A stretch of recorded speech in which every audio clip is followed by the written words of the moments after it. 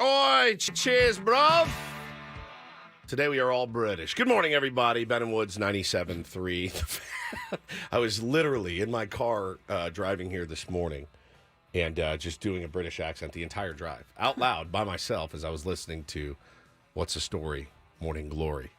Oasis is back together. It's the best day of my life. And I have 2 kids, so just remember that.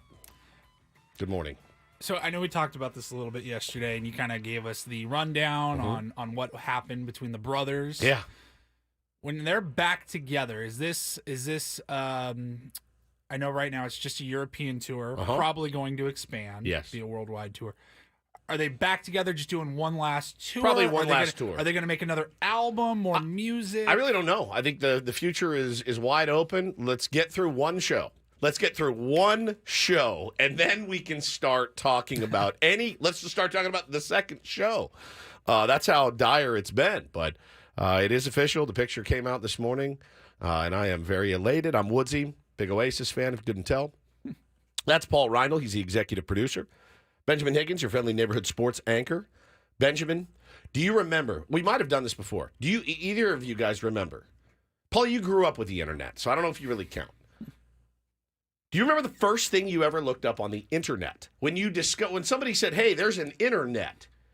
And what is it? Well, you can find answers and information. All you have to do is go to this bar, like this search bar, type something in. Because I do know. My very first thing I looked up. Jeeves. Ask Jeeves. My dad was the world's biggest Ask Jeeves fan. Of course he was. I'm sure Ben's like, wait, a butler actually answers your questions? Well, I'm used to this. Let me punch something in. What was Tony Well, first you had Gwynn's? to dial up the modem. Dial up with the modem. sound. Yep. And, Jeeves. Finally connects, and then it takes forever for like one page to load, and you're just It took sitting 15 there minutes. twiddling your thumbs, waiting for that page to load, and Jeeves, then finally... hurry! Do you remember? I don't remember the first thing I ever searched. I No. do. You know what it was? It was chords. Guitar chords for Talk Tonight by Oasis. That was the first thing. I went to the Notre Dame. This is how old we are. Went to the Notre Dame library. Had heard about this thing called the internet. I don't have an ear for guitar. Back then, when you wanted to learn a song on guitar, you had to sit down and listen to it and see if you could play it. I never could do that. I've picked up maybe 3 songs by ear my whole life. All right, turn that off. This is making me insane. So, or you had to go to a music store, not like a Sam Goody, like a music store. They sold guitars and trumpets. Go to the rack and be like, okay, there's Bachman Turner Overdrive's entire catalog. And that you buy like the Oasis chord book for What's the Story, Morning Glory. Take it home, try to learn it. But it had all the music and it had the chords in there as well. So I found out about this thing called the internet. I went in, I punched in Talk Tonight guitar chords. It popped up, printed out. I took it home. I started playing the song. I learned it in 30 minutes. And that's the first thing I ever looked up on the internet. So I was back there the next day learning every song I could learn by that band. So I'm very excited this morning. I don't know, I tweeted, did I say they're playing in their hometown of Manchester on my 50th birthday. Your 50th birthday next year. July 19th. Their 5th show after the reunion, if they make it to 5. If they make it to 5. One show at a time, kind of like us, kind of like the Padres, one game at a time. Yeah, Just one at a time. Get through today. We'll go 1-0 today. We'll go 1-0 today. Oasis, go Noel 1-0. and Liam. Yes. Liam and Noel just kissing the roach before a game. So what's the process necessary to attempt to acquire tickets to said show? So it looks like this Saturday at 1 a.m., I have to get up and log into Ticketmaster.co. So like 9 a.m. England time. Yeah. But 1 a.m. here. Ticketmaster.co/UK. Oh, boy. I have to log into that. I have to get in the queue. The notoriously reliable Ticketmaster Never any website. issues with Ticketmaster. Never. They're so well equipped to handle huge shows like this. You need to find some Oasis message boards, fan groups. Just befriend somebody that's over there.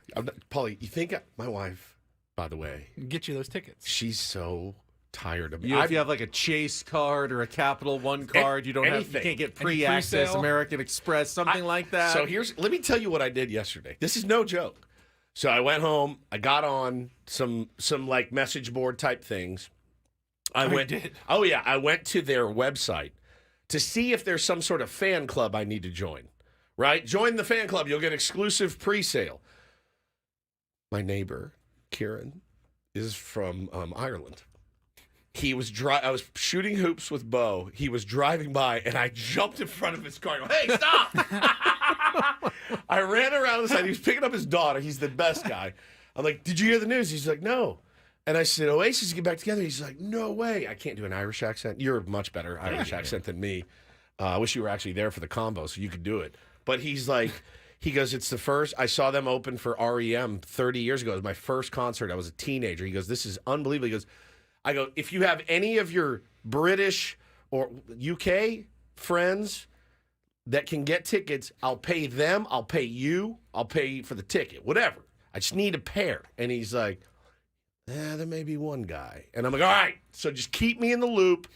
Keep me abreast. I've been reaching out. Our buddy Travis Devlin says he knows a guy. I'm like, how are there guys to know already at this point? This just came out today. Yet there's already guys to know to get tickets? So Travis's cousin, this is where it gets dirty. Travis's wife's cousin works at Wembley, but I don't want to go to the Wembley show. I want to go to the Manchester show. I would take anything, obviously, but just have Welsh Fryer do it. Yeah, Welsh, I need you online. Here's my credit card. Don't you think there's I'd do it in a heartbeat. Roughly 500,000 people whose wife's cousin works at Wembley at this point? I mean, they can't get tickets for everyone. I know.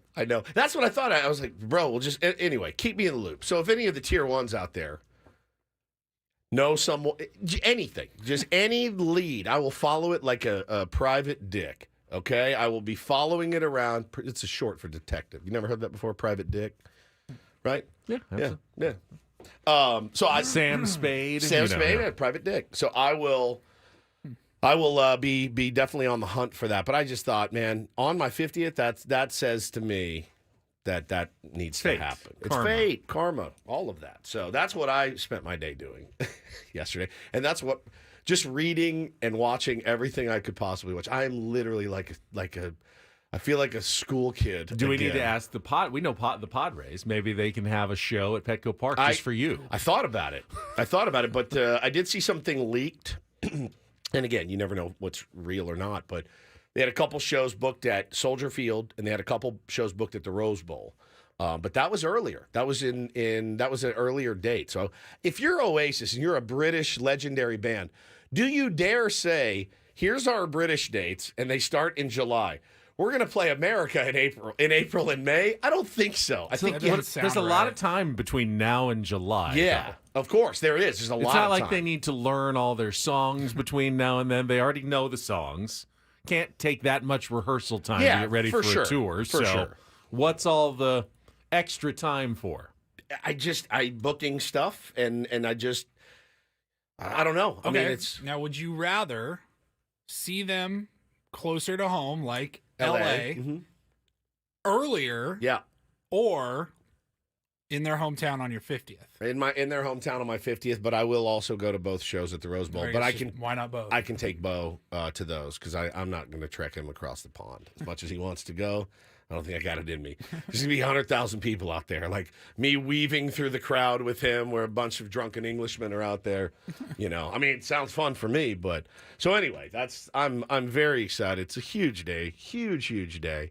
But Eric, I was laughing at the chat. Eric said he was a guitar player too. And before the internet, he goes, you would have to turn the page while you were strumming to learn a new song. It's the worst experience. Just download it onto your iPad. Yeah, right. What were you doing? Super crazy to think that me and you, Ben, my freshman year of college, there was no internet. There really wasn't. And if there was, I'd never heard of it. I was in college when I was first exposed to the internet. It was crazy. Like it said, when was it popular in the United States? Like 93.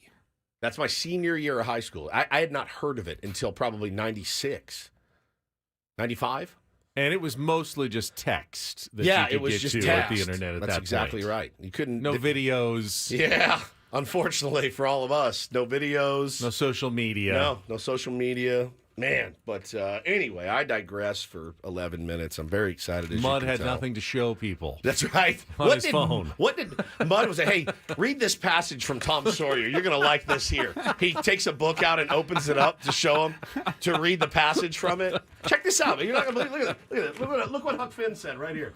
Just showing him a book. No on wonder a he plane. spent so much time imitating umpires and Nothing else to do. broadcasters. He needed to fill the time, obviously, without the Nothing internet else. around. Nothing else to do. All right, this guy says, this is great advice here.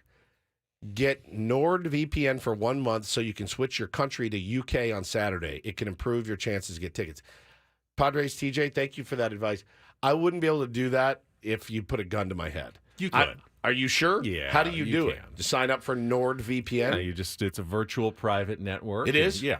I could send one of my children over. And Please do, They actually. could probably do it for you pretty easily. I think you could actually figure that out. Tell Jack that if he wants to get up at 1 a.m. on Saturday and get me tickets, I'll take such good care of him. These are 21 and 19-year-olds. They're still up at 1 a.m., and that would probably be much easier than getting up at 1 a.m. I will take good care. Good care. So anyway, great night last night, certainly. We had a bit of a laugher, I would say, for most of the game, and we'll talk about the ins and outs and 1-0. Padres went 1-0 yesterday. Got off to an early start, which was really, really nice to see. Got Randy Vasquez a little run support. And the Rally Roach, what is our record? I just wrote it down. Since the Rally Roach, and for those of you listening for the first time, we were in here about a month ago, 29 games ago. And for some reason, we'd never seen one in here before, but there was a giant roach in here. Giant, like huge roach. And we freaked out. It was life size right here. It was on the air. And we actually stuffed him and put wheels on him. Next thing you know, Padres go on this insane run. They are the Rally Roach is 21-8, man. 21-8 is a staggering record. It's over 600 winning percentage. Yes. It's outstanding baseball. That's outstanding baseball. Just the new Oasis song? Yeah. 9 legs on the radio floor, found a cockroach breaking the law. The luck's a fickle friend, they say. The Rally Roach here to stay. My God. San Diego, the baseball scene, Padres needing that lucky sheet. The new Post Malone. Bentonwood Studio Muse. The Rally Roach breaking the blues. Rally Roach bring us the light. I hate it so much. Crawling through the darkest night. Tiny hero in the wings. Makes the crowd cheer and makes them sing. Rally Roach bring us the light. Crawling through the darkest night. Rally Roach. Tiny hero in the wings. Makes the crowd cheer and makes them sing. Tiny hero. That's so good. 21-8 for that Rally Roach, man. I still don't have the stones to put it on a shirt, though. I'll tell you that right now. We get a shirt made and we sell that shirt, Padres are dropping 9 in a row. I tend to agree. I promise. I tend to agree. It's guaranteed. Now, there was a bug that invaded the booth in St. Louis yesterday on television with Don and Mutt. If it had been a roach, oh my God, and not whatever I would have praying mantis or whatever it was, gone and put $10,000 on the Padres to win the World Series. And we probably would have had to book those T-shirts as well. But I don't think it was a roach. Looked green, non-roach-like. Yeah, really tiny. Don got very scared of that little bug that was in there last night. Now, I don't really get scared of little bugs. I get terrified of roaches, though. They'll fly. Grasshopper, Elisa thinks. Is that what it was? Yeah. And roaches fly, crawl in your mouth, and lay eggs. Eat your face off. Eat your face off, and doo-doo on you and stuff. Like, I just have no desire. I hate it so much. Who's it sound like? Posty. Yeah. I think I typed in like a rock. The prompt was like a rock song, but 3 Doors Down. it's like a little country. Yeah, well, it's posty, like a little He's like country. rap country. But no, yeah. It's got a little auto tune in Jelly there. roll, maybe? Jelly roll. Yes. There's also like a little bit of Nickelback or 3 Doors Down. 3 Doors Down. Creed. A little butt rocky. Yeah. Jelly roll always makes that guy's insanely talented. Yes. But that All right. that nickname always makes me laugh. Always. Its name or whatever it is. Talk about Jelly Roll for a second. Yeah. So there was a while back when we had the Daily Diddy way back when. I miss those days. I kind of do too. I remember I picked a category, and I don't remember what song or what band it was, but the category was bands you just assumed you hated. Based on the name. Jelly Roll is one of them. You hear the name Jelly Roll, you're like, yeah, you're like, I'm out. I see the name, and I go, absolutely not. Absolutely and I not. see he's in the same circles as Morgan Wallen. I'm like, no, I'm not doing it. for me. Listen to a couple songs. Pretty good, man. This guy's got some pipes. It's just the name. This guy's a damn good singer. It's the name that gets me. It's like, all right, well, here's Biscuit. Up on see, like, I'm not listening to a guy named Biscuit. I'm just not. I'm not having it. All right, Biscuits and Gravy here, and no, I'm out. I'm out. But he's a talented dude. All right, let's get into it. Benny will set the menu next. We'll talk some Padres baseball. Yep, Kelly Danick's got some traffic, and then more Biscuit and Gravy in the mornings on San Diego's #1 sports station, 97.3 The Fan.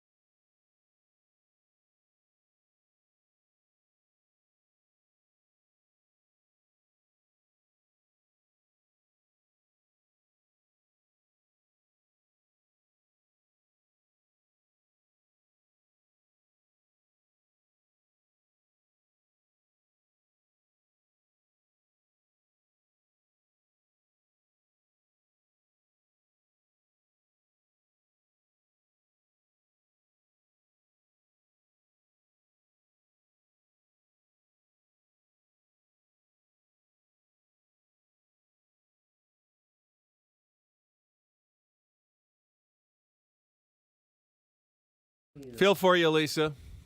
In the chat, she says, I'm too tired to make my coffee this morning. That's Struggle bus. That is the worst. Hannah woke me up at 1:15, and I tossed and turned until it was time to get up. So here I am. It's not conducive to a very healthy lifestyle. It's just not. It's an unusual wake-up time, to be sure. She's an unusual bird, is what she is, but I love her so. How's school going? Everybody fine so far? Not really. Not really? No. How much of the game did you get to watch? You know, what I told you guys was going to happen. Yesterday, yes. I was fascinated by this, putting the game on in every room, so no matter where your kids lead you throughout the house, you can sort of see it out of the corner of an eye somewhere. Catch a little bit. Yeah. But, yeah, you had to do. Now, luckily, last night, and we'll talk about the game next, but last night was a bit of you didn't feel a lot of stress, right? So I was able to say, all right, it's bath time. Let's hit it. No problem. And I dragged my phone in there and stuff. But, you know, you also want to be like a present father. It's this dichotomy. And I have said for many years, I don't know how the national guys do it, where they seemingly have caught every single game the night before, and they're also and they make a lot of money, and there's a lot of pressure, but they're also seemingly good parents. I find it hard to be really good at this and still be a committed husband and father. It's very difficult. Just because you just don't have the time to lock in. Like I miss so much stuff. I missed the crony potential interference. I missed it. I came back in. I heard them talking about it. But, you know, kids got to get fed and bath time. It's just really hard to juggle that. So they missed it, too, live. Yeah, I heard they did. So don't feel so bad. No one really saw it until after the fact. Big old collision out there. But, yeah, no, I mean, you know, life intrudes on our baseball watching, all of us. Well, I'm sure everyone has that experience. And baseball is such a game for me. Like, I don't know about how it is for you guys, but I can put an NFL game on and have it on all day, or red zone or whatever, or a college football game. I don't feel the need to watch it as intently. Basketball, great example. If there's the biggest game in the world, I'm like, how are we looking with a minute and a half left? Great. I feel like I've caught everything I need to catch. Baseball, so many little things happen that maybe you've never seen. Maybe your favorite player makes a good play. Certainly. Also, there's no football or basketball game, even the Super Bowl, that you're going to talk about for 4 hours. Like you're going to talk about a Padres baseball game. And that's exactly it. That's exactly it. We need lots of detail. You need the detail to carry the conversation. The devil is in the details. And we will start that conversation coming up in our next segment with our Padres wrap-up. I'll tell you what I thought was absolutely the most critical key element of last night's game. Not just for the win, but for this entire road trip, maybe, and stretch of 18 games in 18 days, something big from last night's game that was really, really good to see, Padres fans. So we'll talk about that coming up in our Padres wrap-up in our next segment. 7:10, take on Woods, chance to qualify for a trip to Las Vegas. No winners yet this week. You can go head-to-head against Woods in our musical trivia challenge. I won't make it Oasis because that seems like Woodsy would be dialed in on that category. So yeah, you could do 20, and I'd probably get 18 out of 20. Not going to do that today. Don't do this at 7:20. Second half of the show. Looking forward to welcoming Jesse Agler, the voice of the Padres, back on a Tuesday. He will join us from muggy and hot St. Louis, where Woods told me even the corn was sweating last night. So, listen, I like to needle people, as you guys know. Tweeted last night. Now, you know what? There's some really good Cardinals fans out there. Like there's in every fan base, and there's some not. So I said, wow, it looks like baseball's best fans took the night off. They called. I saw it instantly. First foul ball of the game. I go, what in the world? Oh, my God, there's nobody at Busch Stadium. There's nobody there. It was shocking. And again, like every time we see, and there were a lot of Padres fans there. They would pan to the crowd, and they'd show a lot of Padres fan there. But so this gal quote tweeted me last night and sent it back, and she said, dude, our corn is emitting buckets full of sweat into our atmosphere, creating excessive heat warnings in the Midwest today. Temps in the high 90s, feels over 100. We deserve to watch the game in air conditioning. I wrote, fair. Fair enough. I didn't know that the corn could sweat and make it even hotter in the Midwest. That's a thing. I didn't really realize. I mean, it's obviously corn around that area is a huge, huge crop. I just Googled it. Yeah. Corn sweat makes heat wave even worse. Corn sweat. Y'all got to go get the corn sweating. It's time to go get it off the stalk. I've had meat sweats before, but I've never had the corn sweats. It's phenomenal. So do they have like a corn antiperspirant or something that they can use? Yeah, but you can't use aluminum. So it gives you Alzheimer's. The heat index is calculated using dew points and temperature, so anything that adds extra moisture into the air can impact them. That's where like corn sweat comes in. Have you guys ever heard, did we ever play the song Cornstar? Cornstar. Have you guys ever, we never played it on this show? I don't think so.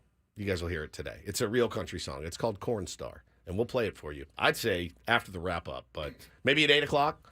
Come back with a little Cornstar. All right, remember, Cornstar, 8 a.m. You guys are going to die. After Jesse, Paulie's got a round report for us in our 9 o'clock hour. And don't forget, we are giving away Kansas tickets at Humphreys in September. You are listening for the Sounder. It's that minor league announcer. Remember him? This is going to be Carry On My Wayward Son. There'll be truth when you are gone. That's the Sounder. Not now, but the next time you hear that, Paulie plays it. Call 833-288-0973. You'll have a chance to win tickets to see Kansas at Humphreys by the Bay. Now. Do not call. Now. September 22nd. That's not when you call. That's when the concert is. You call when Paulie plays that again. You chance to win tickets to see Kansas at Humphreys. And that'll take us up to 10 o'clock and an Annie and Elston program here on a Tuesday. So there's your menu. Let's come back with our Padres wrap-up, get all the highlights from Jesse and last night's 7-4 win over the St. Louis Cardinals and the start of a 7-game road trip. Coming up next with Ben Woods on San Diego's #1 sports station, 97.3 The Fan.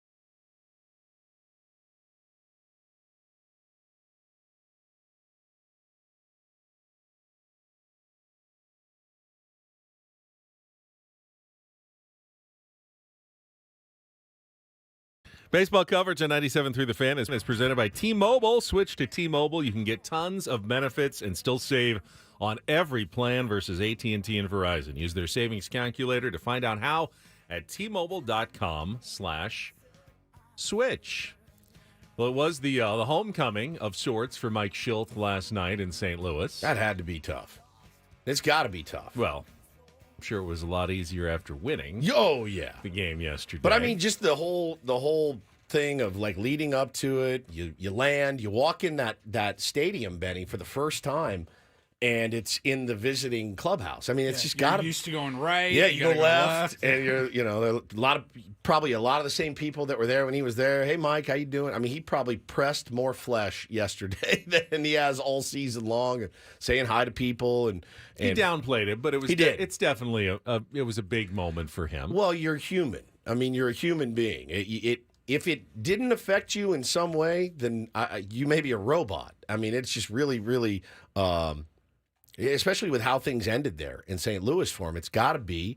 But it's got to feel really good walking in there with a really good ball club that you've done a good job managing, that has really had an incredible second half. And you walk in there, if you walk in there 500, and you're scuffling too, people are like, oh, whatever. I saw Cardinals fans last night in the final score thread, like, they were doing our record against their record and Shildt against Marmol and blah, blah, blah. And we let this guy go, and this is BS. We would have won that game with Shildt. I mean, it's pretty nuts to see.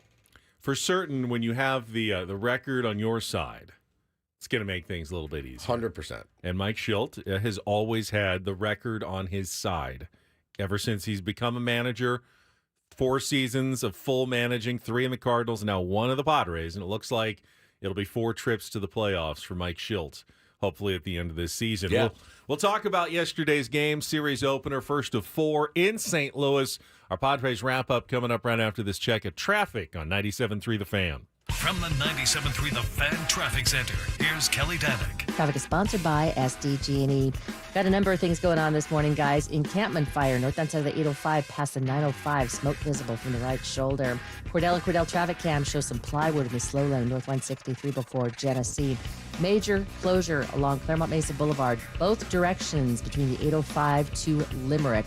You cannot take the westbound Claremont Mesa exit off of north or southbound 805. This is all due to investigation of a deadly collision involving a police cruiser that happened late last night. We'll keep you posted on that. But if you normally take Claremont Mesa Boulevard, consider taking Balboa instead.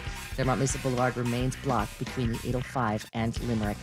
In peak wildfire season, as a last resort, SDG&E may need to shut off power in specific areas for public safety. And learn more about public safety power shutoffs at sdge.com/PSPS.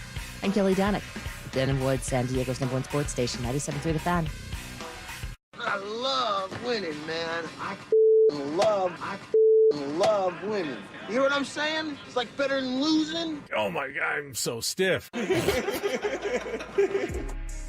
Miss any of the Padres win yesterday?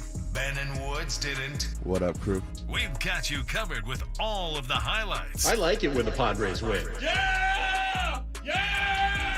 It's the Padres Wrap-Up, presented by Hamul Casino. With thrilling slots and tables and all the best rewards, Hamul Casino has all the fun you're looking for. Hamul Casino, fun above all else. Yeah! Give me a do damage.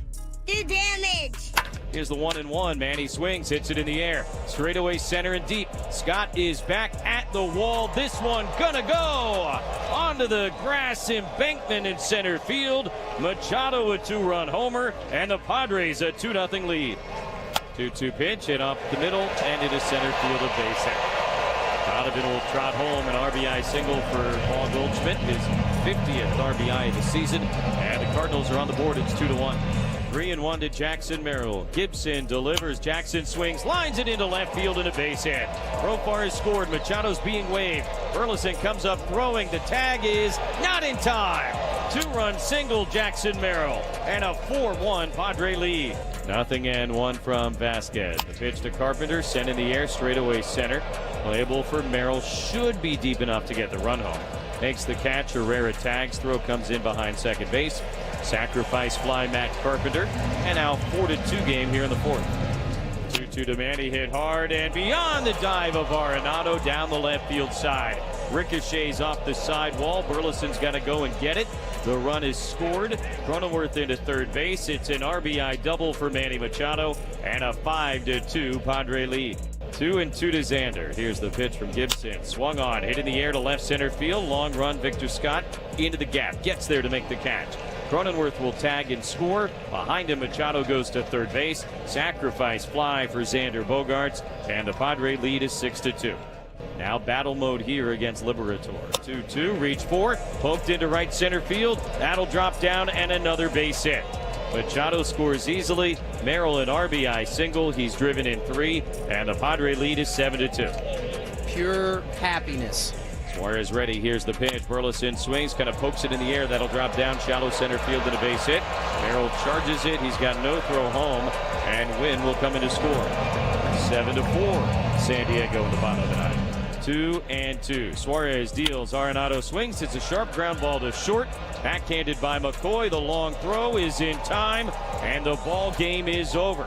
Redbirds get one in the bottom of the ninth, but Mike Shildt and his Padres come to St. Louis and beat the Cardinals 7-4 in Game 1 of this 4-game series. Being able to add on runs are huge. So, once we're able to open it up, Jackson with a big 2-out knock for 2 RBIs, and another great at bat, against the lefty for another 1-out RBI. And, once we open it up, go get him and he went to attack mode. Add-on runs are huge, says Mike Shildt, and he is right. But what do you need before you can add on runs? Runs. You need runs, yep. Early runs. And the Padres got some early offense. It's such a difference maker for this team in particular when they can score like they did in the first inning.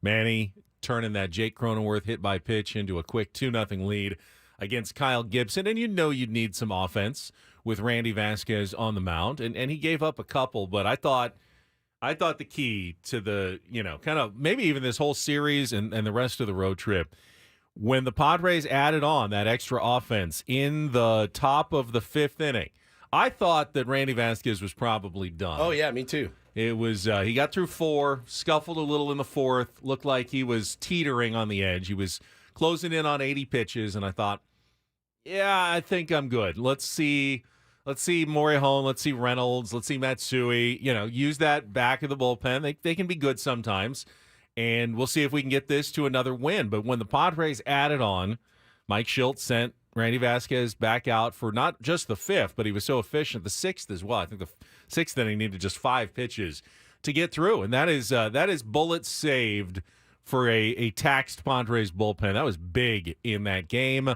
Obviously, they still went to Tanner Scott and Robert Suarez in the last couple of innings, and heard Matt Scraby on the postgame show saying, don't know if they should be doing that. Well, that's what Mike Shildt does. If it's within 4, pretty much he's going to be aggressive and use his bullpen like it's a save situation, even though technically it's not. Just assume that 4 runs is Mike Shilt's cutoff. At this point, he wants to make sure he wins games. He's got a reason for it. I heard Matt saying, I wonder if he's going to say anything about it. I think he's pretty much explained it. Yeah, when the Padres are up 4, even in the 9th inning like yesterday, if he brings in someone else, they have to face 3 batters. And if they don't get the job done, now I have to bring in Suarez, and I'm putting him in a really tough situation, maybe even facing the tying run at that point. I don't want to put any pitcher in a situation where, if I can help it, they don't have a bit of a safety net, a little cushion, like, hey, you walk the first guy, you give up a bloop single, it's not the end of the world. You go out there, get the job done, get your feel, go out there. So if it's a 4-run lead and, he's got guys available, he's going to his high-leverage guys. He's been very clear about that this season. I have less than 0 problem with it. It's a trust thing. And again, if there wasn't a 3-batter minimum, Sean Reynolds, Yuki Matsui, fine, no problem. Oh, man, Yuki comes in and walks the first guy, or Sean Reynolds comes in and can't find the plate, you're done. All right, now I got to go to Suarez anyway. He was already up getting hot. But, because, again, if one guy gets on, Benny, save situation, right? Right then. So it's one of those things where why mess around? If Robert says, I'm good to go, they've done a good job at managing all of these guys' workloads. I don't feel like ass is overtaxed right now. Do you guys? I certainly don't look at their usage and say we're going to fry these guys. It may very well happen, but I don't think it's happened yet. So I have no problem with the way they manage the bullpen. Yeah, if it comes down to a one-run game in the last couple of innings today, you'll go, well, it's too bad we don't probably have Scott and Suarez necessarily. But you still have Adam. You still have Estrada. You've got some good pitchers you can throw back there. And maybe you're up by 8 or maybe you're down by 5 today. You don't 100%. You can't manage tomorrow's game today. It's just a trust. You can plan for tomorrow's game today, sure. But you can't manage it, and because you just don't know what's going to happen. You don't know if your starter's getting knocked out in the first or their starter is.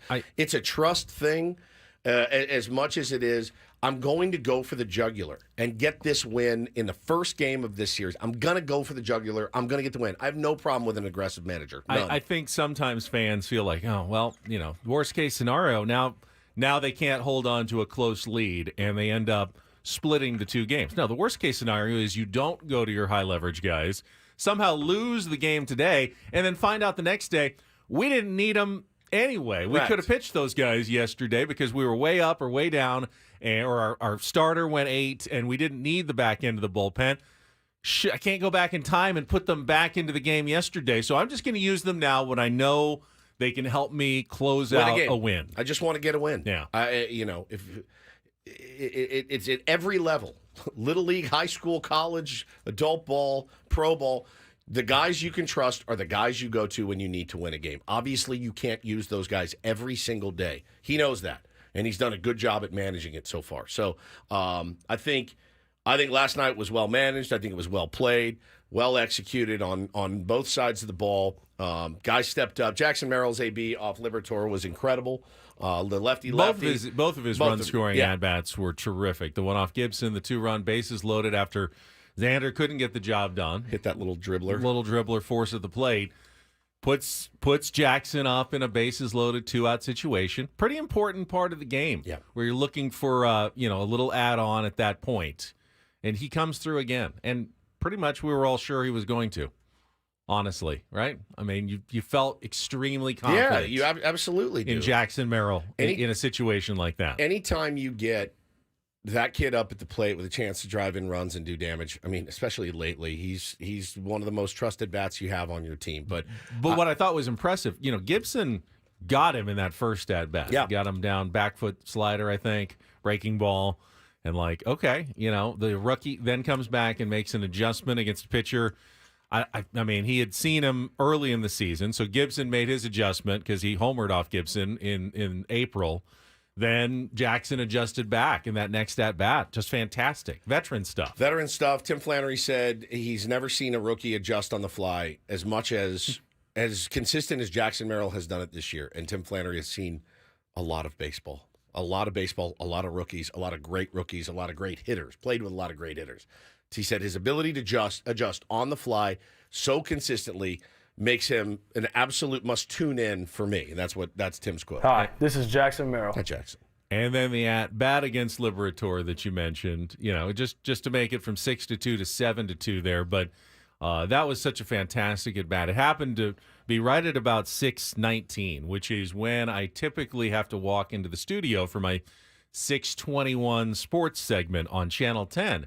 And I kept every at bat fouled off a pitch. I'm going, I want to see how this at bat ends. And I'm I've got ready to go. I've got my earpiece in. I'm ready to kind of jump in there, but I don't want to miss the end of that bat. Mm-hmm. I started walking okay, fouled off another one. It's I start walking, and then I realize, no, I've got 10 more seconds. So I run back to the television, and I see the ball fall into right center field. And I go, okay, I can go safely, do my TV job, knowing that I got to see the end of that Jackson Merrill at bat. Yeah, beautifully done. And Manny hitting home runs after one of his guys gets plunked is a fun thing. And AC had another stat. We've told you, when Manny Machado drives in 2 or more runs, the Padres are 21-0. It's the old Emmitt Smith. Every time he carries the ball more than 25 times, they win 100% of the games. Why didn't they just give him the ball the first 25 plays? Manny just hit a 2-run homer in the first. It's a guaranteed dub. You guys can cruise then. I thought he played brilliantly defensively as well. Brilliant. And, just a really, really solid game all around. Love that he got one past Arenado, too. Incredible. Just out of his reach. And he robbed Arenado, too, on that little dribbler. Manny was quoted to AC in his newsletter today. He says, "I just feel better," said Machado, who also doubled on a sweeper down and away. "My body is able to do things I couldn't do months ago." Yeah. When your body is able to do some things, you can bounce back from things quicker. Yeah. I mean, he's had a nice, he's hitting the ball hard. What really good extension on that home run. That was the outside corner pitch. Yep. Just got his arms extended and drives it out to center. Most guys, that's a fly out.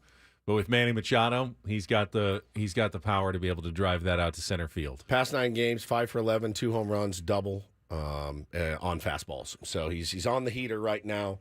But yeah, man, it's good to see when the one of the leaders of the team steps up and spots you to 2-0, and you can't say enough good things about Randy Vasquez. I mean, again, he's not a real comfortable watch.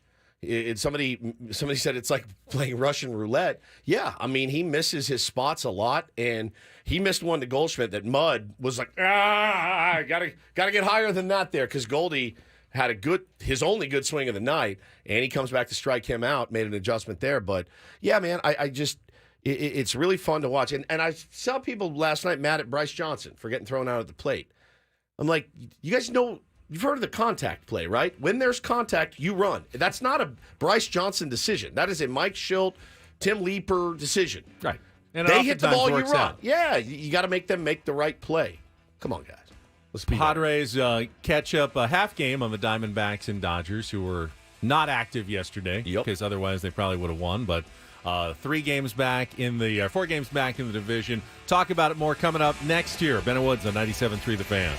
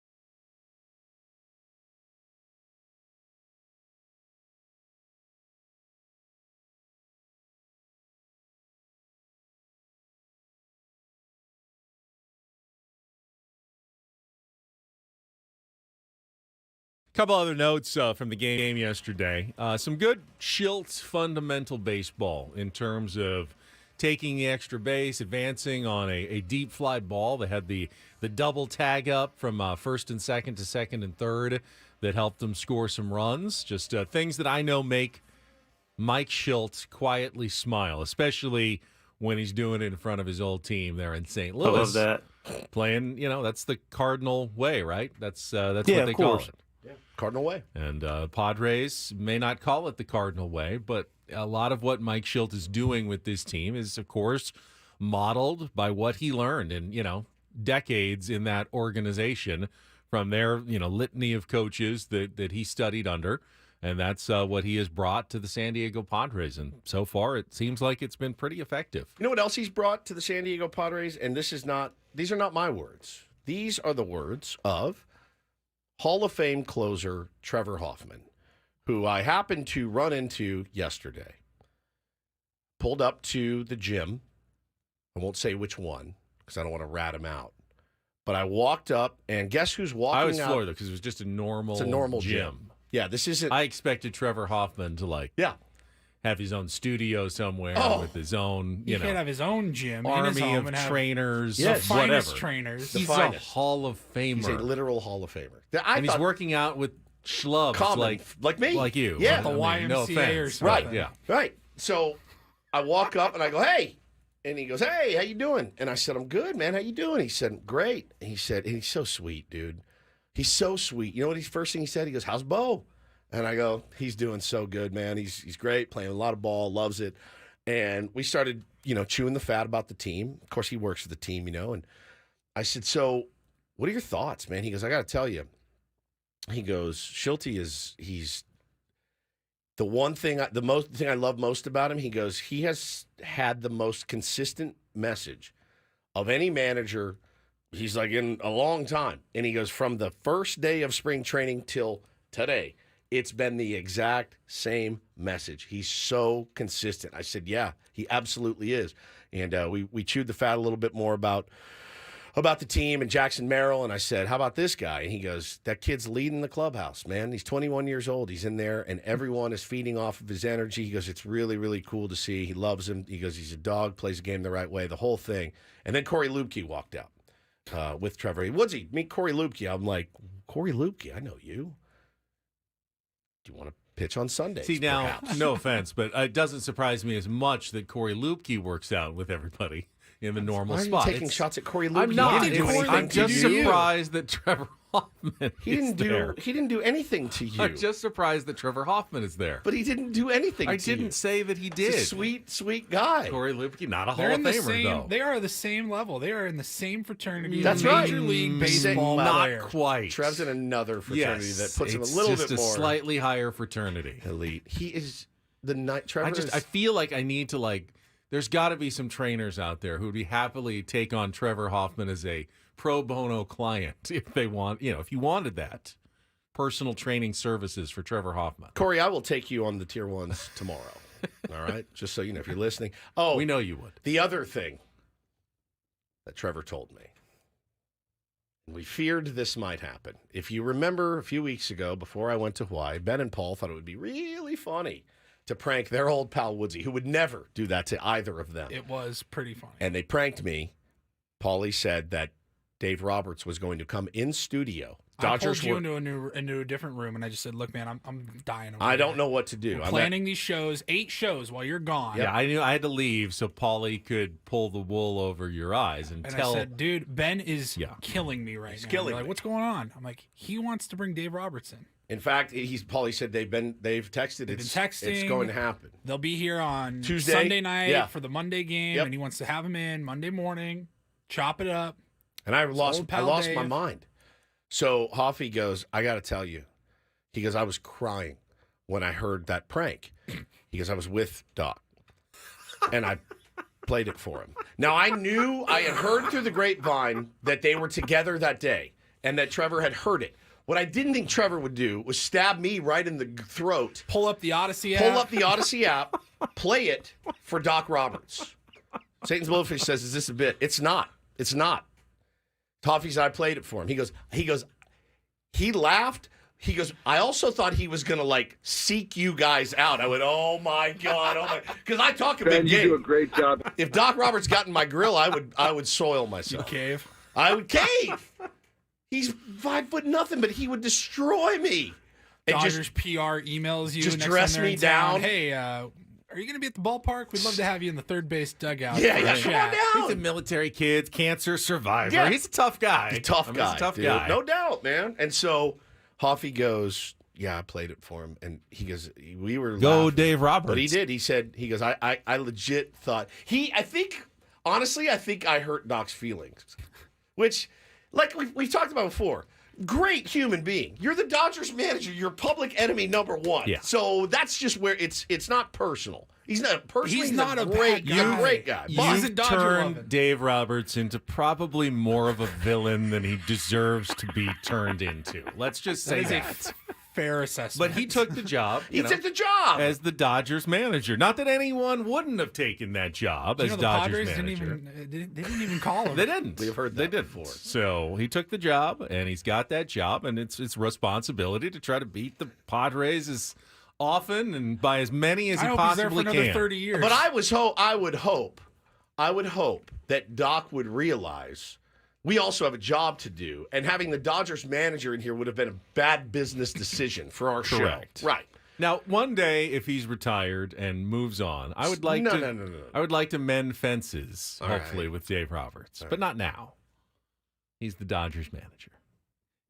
he needs to be removed from manager of the Dodgers. And then what's the statute of limitations there? Like give it like a 3 little years. 3 to Yeah, 5 not, years. Not the day 3 after, years. but there needs to be Then we'll some go time. golfing. But Depends on how it ends. If he's like if he retires as Dodgers hero and lets him retire his number, it's going to be harder to mend the much fences. harder. Yeah. Most managers don't get that at the end. You know, they move on to another job somewhere else. It's like, okay, we can move on as well. It's really going to kill you if you don't get your relationship back with this man, isn't it? It's going to kill you.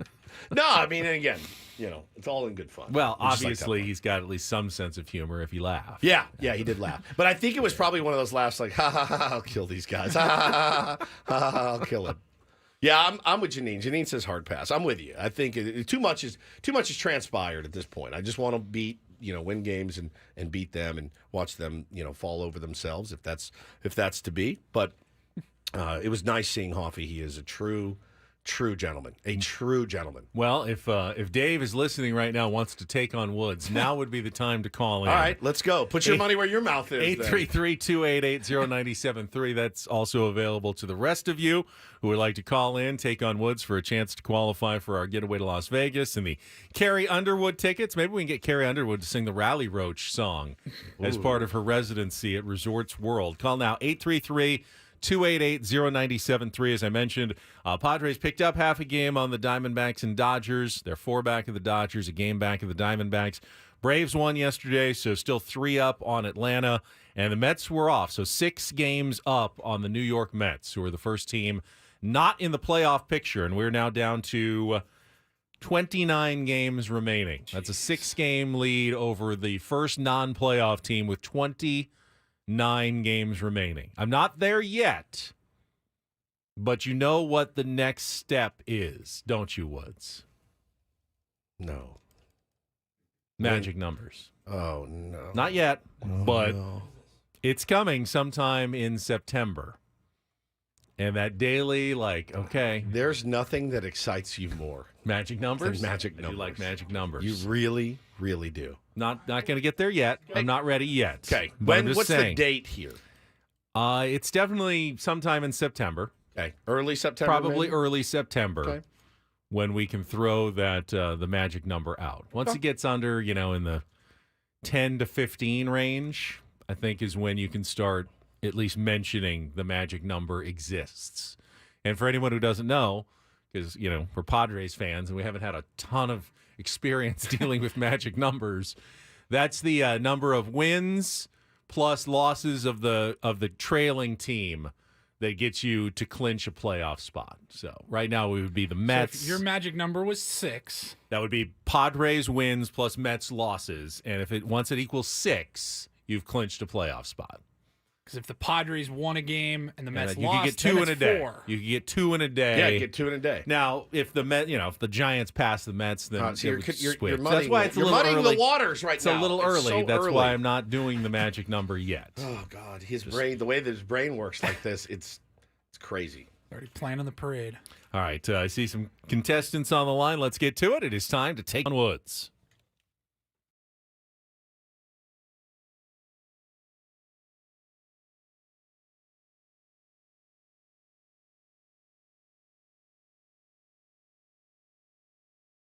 All right, let's go with Paul. Let's go with Paul. I'm We've ready. got Wait, Paul. not me? Not you, no. Where do you go? This Paul? This Paul, yes. Yesterday we had a Tier 1 Paul who actually submitted the category. Not the same Paul, is it? No. Different Paul. That's okay. All right, Paul, you are our contestant today. If you can beat or tie Woods, who is left. 5 questions of musical trivia. We'll put you into the drawing for the grand prize to Resorts World Las Vegas, 2-night stay, Carrie Underwood tickets. You can get your tickets at AXS.com. Yeah, and RWLasVegas.com. It's not easy, though. I mean, a good prize like that, It's always a challenge. We'll give you the advantage of picking the category. Your choices are sister acts. Those are 5 different bands or artists with sister in their name. Genesis, all about the band Genesis. And our new category, Asian Nation. 5 song titles that feature a single word ending in A-T-I-O-N. Asian. So, sister acts, Genesis, or Asian Nation. Paul? Let's go with Genesis. Genesis. All right. We're getting a little progressive today with a category all about the band Genesis. You'll have 60 seconds to answer as many as you can. If you don't know an answer, you can say pass. We'll come back to it if there's time left on the clock. First question is the 2-second song. Paulie is going to play a well-known hit from Genesis. You just need to give me the song title to score that point since we already know the band. Paul, are you ready to play? Okay. Yes. I am ready to play. All right. 60 seconds on the clock. The category is Genesis. Your time begins when Paul plays the music. Good luck, Paul. Thank you. Let's take on Woods.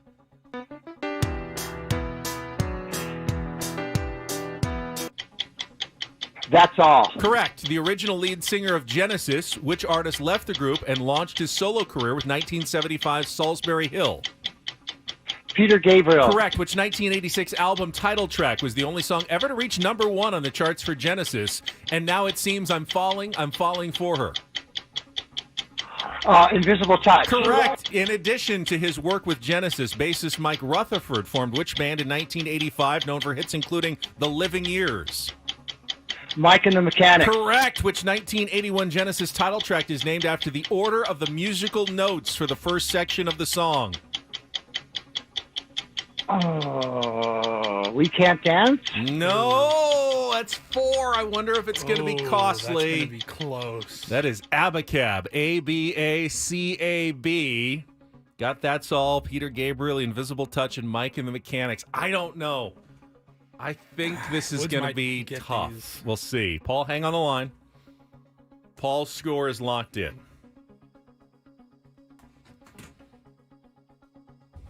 Quiet. I know. Waiting on you. We're waiting on you. All right, we got 5 questions again. 60 seconds on the clock. Your time begins when Paul plays the music. Good luck, Woods. Let's take on the other Paul. That's all by Genesis. Correct. The original lead singer of Genesis, which artist left the group and launched his solo career with 1970. Peter Gabriel. Correct. Which 1986 album title track was the only song ever to reach number 1 on the charts for Genesis, and now it seems I'm falling for her. Sussudio? No. In addition to his work with Genesis, bassist Mike Rutherford formed which band? Mike and the Mechanics. Correct. Which 1981 Genesis title track is named after the order of the musical notes for the first section of the song?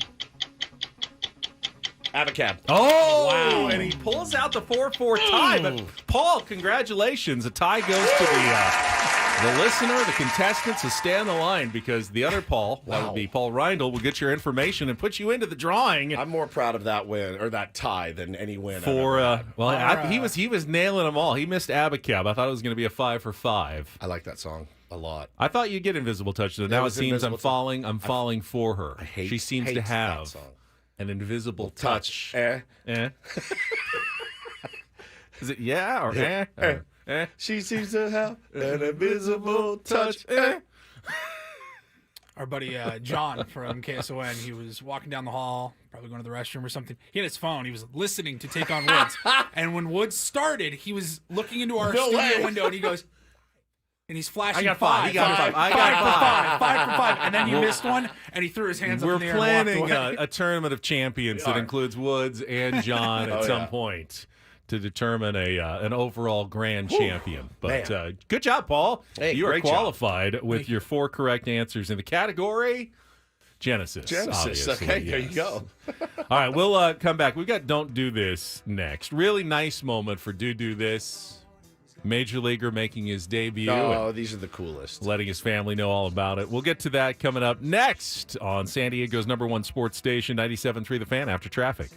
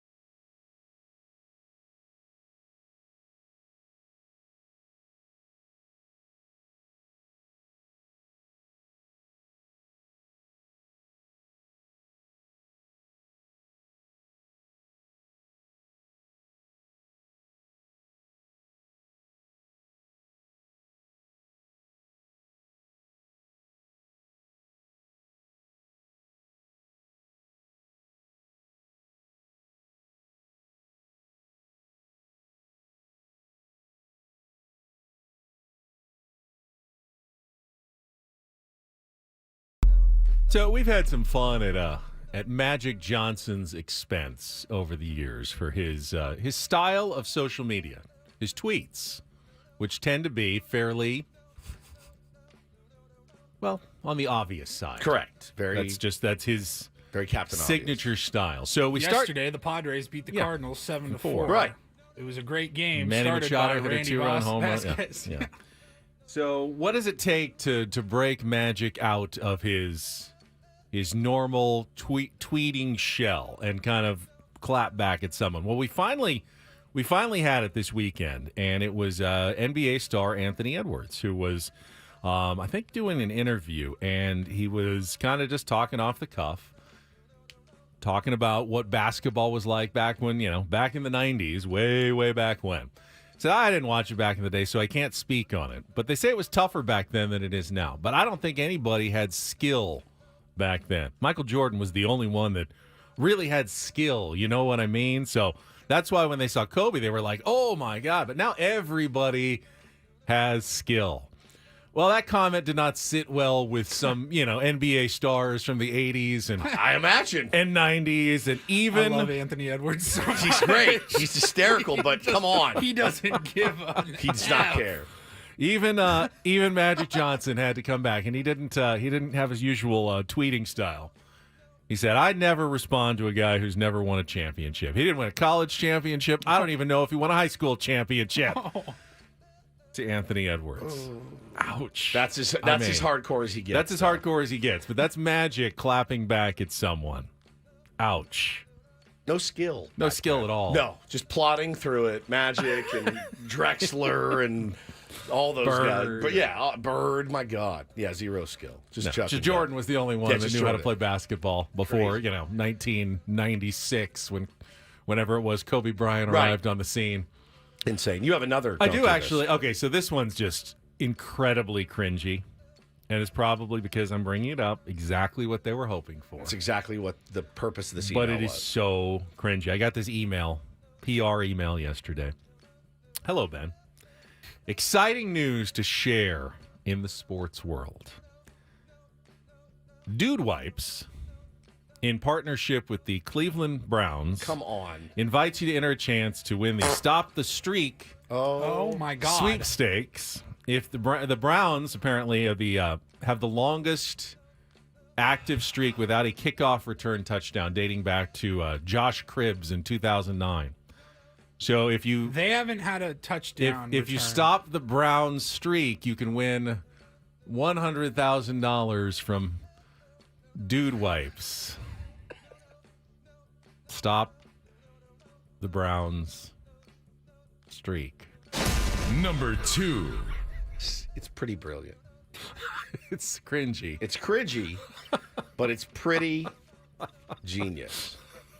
I would give that's what makes me hate it more. It's good. I mean, even I am like, and you know me, this is my genre of cleverness, and it is well crafted, well thought out, but it's just, as Jeffrey says, brilliant but horrible. It's brilliant but horrible. Horrible, just horrible. I'd give my kids $100,000 if they stop the streak, at this point. $100,000 a piece if you guys both stop the streak, because I'm tired of it. I get why Dude Wipes wants to do this. The Cleveland Browns, though, it's officially licensed because they're able to use the Browns logo and name. So they are obviously on board with this as well. Are you surprised? I don't know. I'm sure they're getting paid for it. Are you surprised this isn't the first time they've worked with Dude Wipes? There was another one. Oh, was there another one before? Dude Wipes going for 2. For every successful 2-point conversion, Dude Wipes will donate $2,000. They have a 2,000 wipes just for every 2-point conversion they attempt. Have a bit master on staff, don't they? For every explosive play, you get a free package of Dude Wipes. Holy crap, dude. Look at that. Holy crap. You guys use Dude Wipes? No. All the time. You do? All the time. You flush them? Yeah. Been over this. You can't flush them. You say that. Are you on septic tank or sewer system? I don't know. He doesn't even know. I've been using them for 10 years. You can't. And there's no other way to go. You can't. Well, yeah, obviously, it's the best way to go. I don't have a bidet. Right. Well, I mean, I And carry even with the bidet, probably still. I carry wipes with me everywhere I go. Yeah. Everywhere. I'm going to ask Jeeves, are dude wipes Ask flushable? Jeeves is a great new bit. Yes, dude wipes are flushable. They say flushable. Made with 99% water and plant-based fibers. I feel like if they're not, they're designed to break meant to down be in flushed, sewer I can and sue them. septic systems. Unlike baby wipes, which cannot. often contain synthetic materials like plastics and polyester that don't disintegrate. All Dude right. wipes are also extra large and come in a variety of scents, including mint chill, Mint shea chill? butter smooth, and Ooh. herbal relief. Well, what do you use? Wow, they have gotten a lot of free advertising on our show. I go this between morning. mint chill and the shea butter smooth or whatever. Sometimes you want a little cooling You never feeling. know. Like, ooh. Yeah. Mentholyptus. Yeah, mentholyptus. Sometimes you're. So They say flushable. they say flushable, but you I've should not never flush had them. an issue. I've worked with plumbers.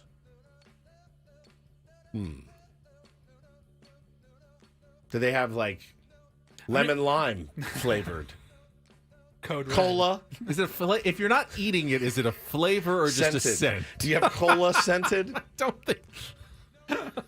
All right. So can we flush these or not? I'm getting. Jeeves says we can. If I Jeeves trust says it, I Jeeves. trust Jeeves I've too. been trusting Jeeves since 1994. You know what we have to do? Because we can't flush the baby wipes. But like Well, I said, now I've seen other opinions say no matter how much any company claims it's safe, never flush wipes. yeah, that Ask Jeeves was brought to you. That Yeah, answer it was brought to you by probably- Dude Yeah, Wipes. they probably have gamed the system on the internet. So we have to do the wipe, and then we have a little garbage can where you put it in there. And then Like a diaper genie. Yeah, but it's just a garbage can with a bag in it. It's not. I'm the diaper genie because I'm the one that has to go. Don't all and pick it garbage up. cans are supposed to have bags in them? Not necessarily. Not at your house? No, I mean, if one in my office where I'm just putting paper and stuff, I don't have a bag in there. I just empty that into the deal. Oh my god. But the one in the bathroom. Our beloved TJ says in the chat, I started buying those because my son was wiping his ass with hand sanitization wipes and flushing them. I think that's a bad idea for many reasons, actually. But I've done it in a pinch, and I carry them. I should have some in here. Oh yeah, look, these wet ones, 99. They burn. These burn. That does not sound good at all. It's antibacterial, fresh scent, but it's mostly like you get on a plane, you want to wipe the things down, wipe Yeah. your hands and stuff. I've had to use these in a pinch. Anyway, people are calling in. I wonder. They've got opinions. take a call. I want to hear from a plumber because I know we have a plumber. I'll get him for the. Are you gonna all right. Just keep well, rolling. We I don't care. know. All right. We got nothing to do. We'll get them for the next segment. All right. Let's do this. Do this. Yeah, we got some audio to get to. DD Mega Doo-Doo. Pretty cool moment. Dylan Crews, who was drafted number 2, I believe. Number 2, again. Brought to you by Dude Wipes. Was drafted number 2 overall behind Paul Skeens. Was making his debut, and it's always fun when these guys get the call up, and the coach tells them, and then they get to call their parents.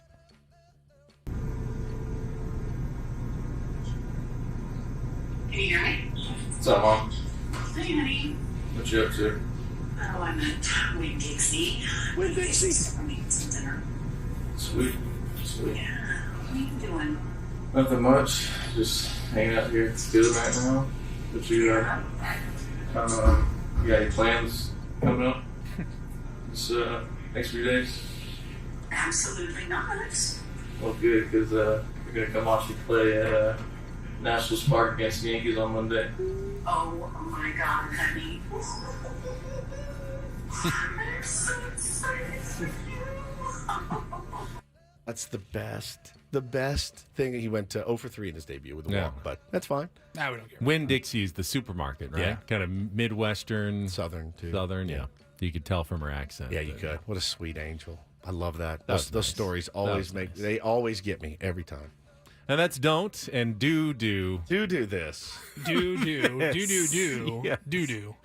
That was Don't Do This with Ben and Woods on 97.3 The We Fan. may or may not hear from a plumber coming up. Also, the Padres, AJ Preller not done making moves. Did everyone catch this yesterday? Sure did, man. Maybe a little under the radar, but someone we may actually see, even on the Padres playoff roster. Potentially. May I throw that out there? We will talk about that coming up next on San Diego's #1 sports station, 97.3 The Fan.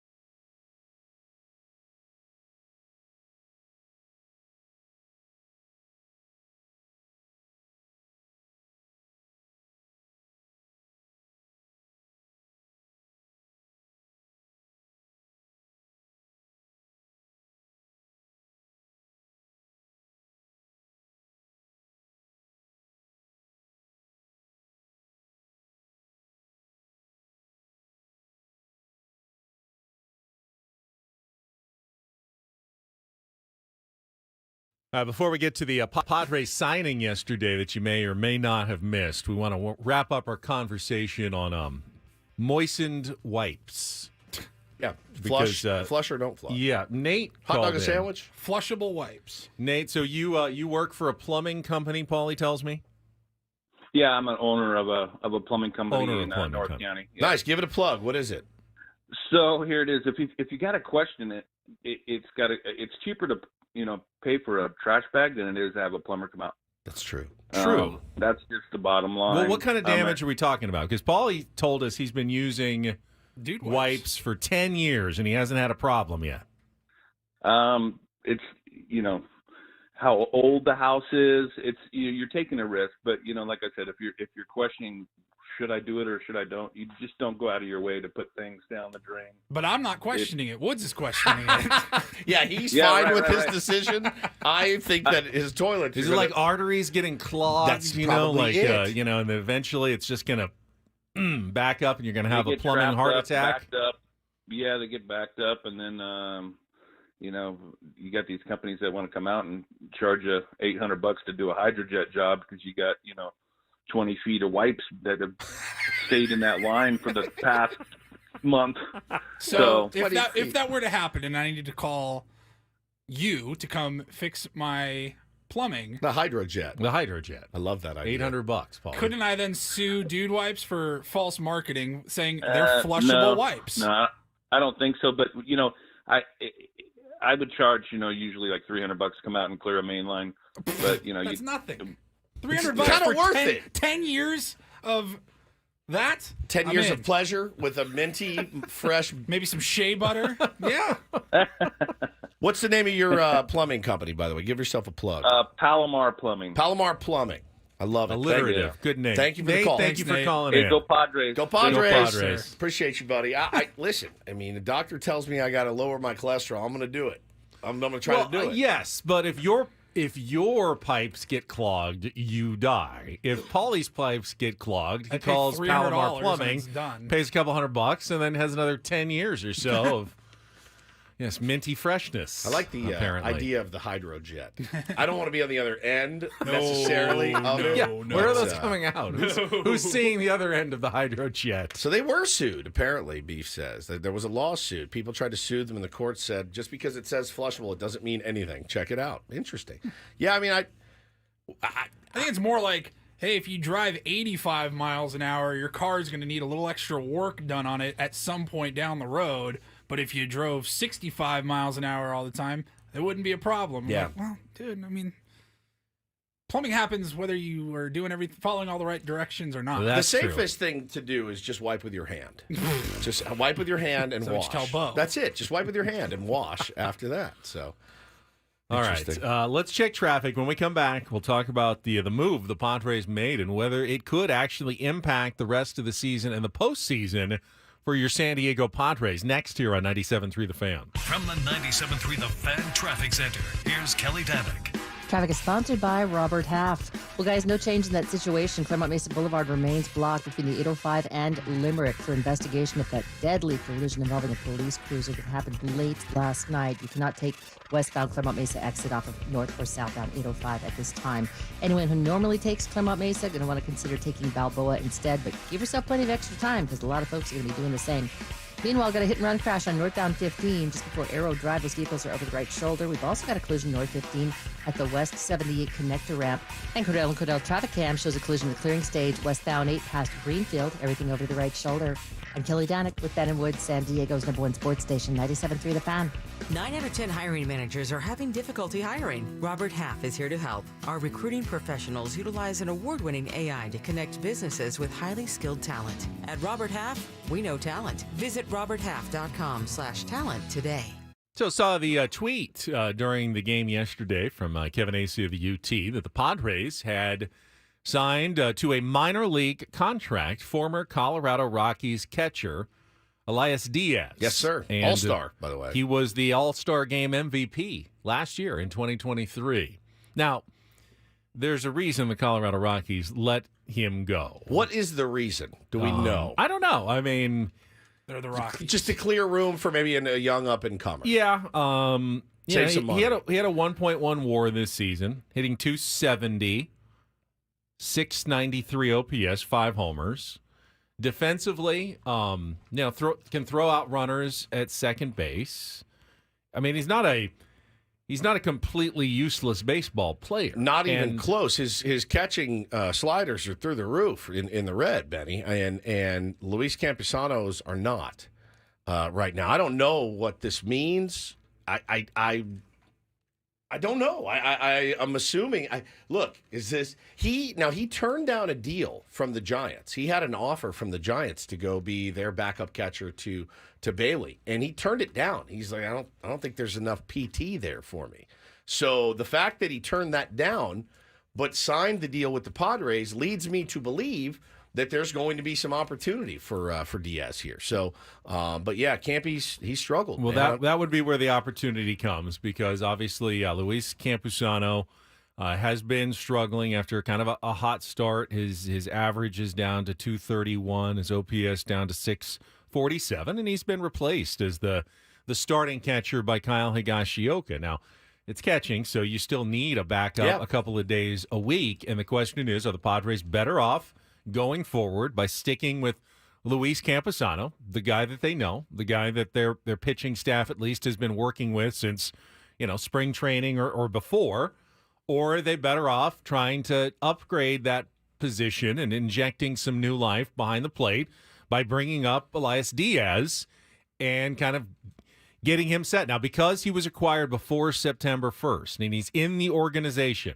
doesn't need to be on the 40-man roster, doesn't need to be on the 26-man roster. He just needs to be in the organization, and he now is by September 1st. That would make him eligible for the postseason roster if the Padres did want to call him up for the playoffs. Yeah. I just, if you're Campy, you're like, ooh, it's not what you want. Turns up the heat. Yeah, it turns the heat up for sure. And, Campy's going to get some, he's certainly going to get some starts this week. I mean, there's no way, you can't put Higgy back in the lineup after catching last night. And Campy catches cease. Caught a no-hitter this year, don't forget. Credit is due certainly to the catcher in that spot. But 100 degrees feels like 100 with humidity. I'm thinking that Kyle Higashioka has probably got his turf shoes on today and has nothing to do with catching. So Campy actually had a pretty decent month of July. He hit 304 with an 870 OPS, a couple of home runs. But in August, he's fallen off the map. 156, 206 on base percentage, 456 OPS, just one home run, just 2 walks. He's 5 for 32 this month, and has really struggled at the plate. And obviously defensively, he's a downgrade from Kyle Higashioka, and Elias Diaz might be the better option. I don't know what the Padres' plans are, and if they're going to try to bring him up quickly. My guess is he'll get some minor league time just to kind of get back into the swing of things, but wouldn't be surprised if in the next week or so that the Padres may make a move and bring up Diaz. This is the time where you're going for it. You're a World Series contender. You don't want to leave anything to hope. Like, well, we hope that, Campy gets it turned around, or you bring in another option that and maybe Campy does get it turned around and we never hear from Diaz. Sure. But if he doesn't, you now have someone else beyond Brett Sullivan in your organization that could potentially be someone you could go to down the stretch or even in the postseason. Yeah, if somebody gets hurt, whatever, it's nice to have. And as like we mentioned, an all-star, former all-star as early as last year, coming in to be another backstop, and he works well with pitching staffs. Benny throws the ball really, really well, has a pretty high percentage of throwing out base runners, blocks the ball very well. So probably just a massively low-risk, high-reward move for AJ Preller. And he doesn't swing it great. He doesn't swing it great, but he play defense like we talked about. Some of these guys that come up, the Mason McCoys, bro, play defense, field your position, let the big boppers do what they need to do, and pull your weight defensively. And it's tough to say. I mean, Higgy's catching numbers are really bad, but he also caught Matt Waldron for the entire season. That's going to skew your numbers tremendously. Campusano has had a few little of those those kind of brain lapses. Whiffing that ball the other day. I mean, you never know. Did he get crossed up? You have no idea. But it just hasn't gone the way that I think they expected it to for Campy this year. And he lost his starting job. And now there's another guy knocking at the door. So maybe it's the kick in the ass he needs. He has a monster day today. But you just never know. It's good to have options. And I was impressed with this move yesterday. And you don't want to get stuck in the situation that Bob Melvin was in 2022 when you only trust one. You only trust one catcher in the postseason, and Austin Nola had to catch every single day of the playoffs. He was obviously wearing down by the time they got to the National League Championship Series because just wouldn't put in Jorge Alfaro into any games at that point. So, and I do think Campy has, I believe, and I checked this last night, I believe he has one more option. So he is able to be optioned down to AAA, get some work, whatever it may be.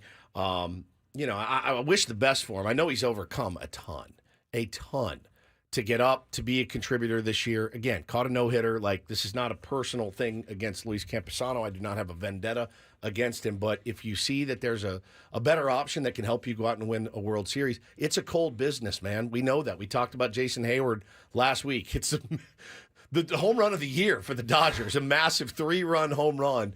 And the dude is out of a job 2 days later. And that's the nature of the beast. So it's unfortunate. You hate to see it for Campy, knowing how much he's overcome with his mental health, all of that. To be back and contribute this year, that's a win right out of the chute. That's a win for him. The numbers aren't where he wants them to be, and they're not where the Padres want him to be. So I don't see any real downside to this. Meanwhile, I got a couple of Jurickson Profar notes for you. Jurickson yesterday 0 for 2, but reached base 3 times, 2 walks, was hit by a pitch again, his league-leading 18th time. Congratulations, Jurickson. I think that's what I saw. Is he the league leading? I think he leads the league. I thought he was like third. I think he's 16th time. 16th time. Leads the National League by 1.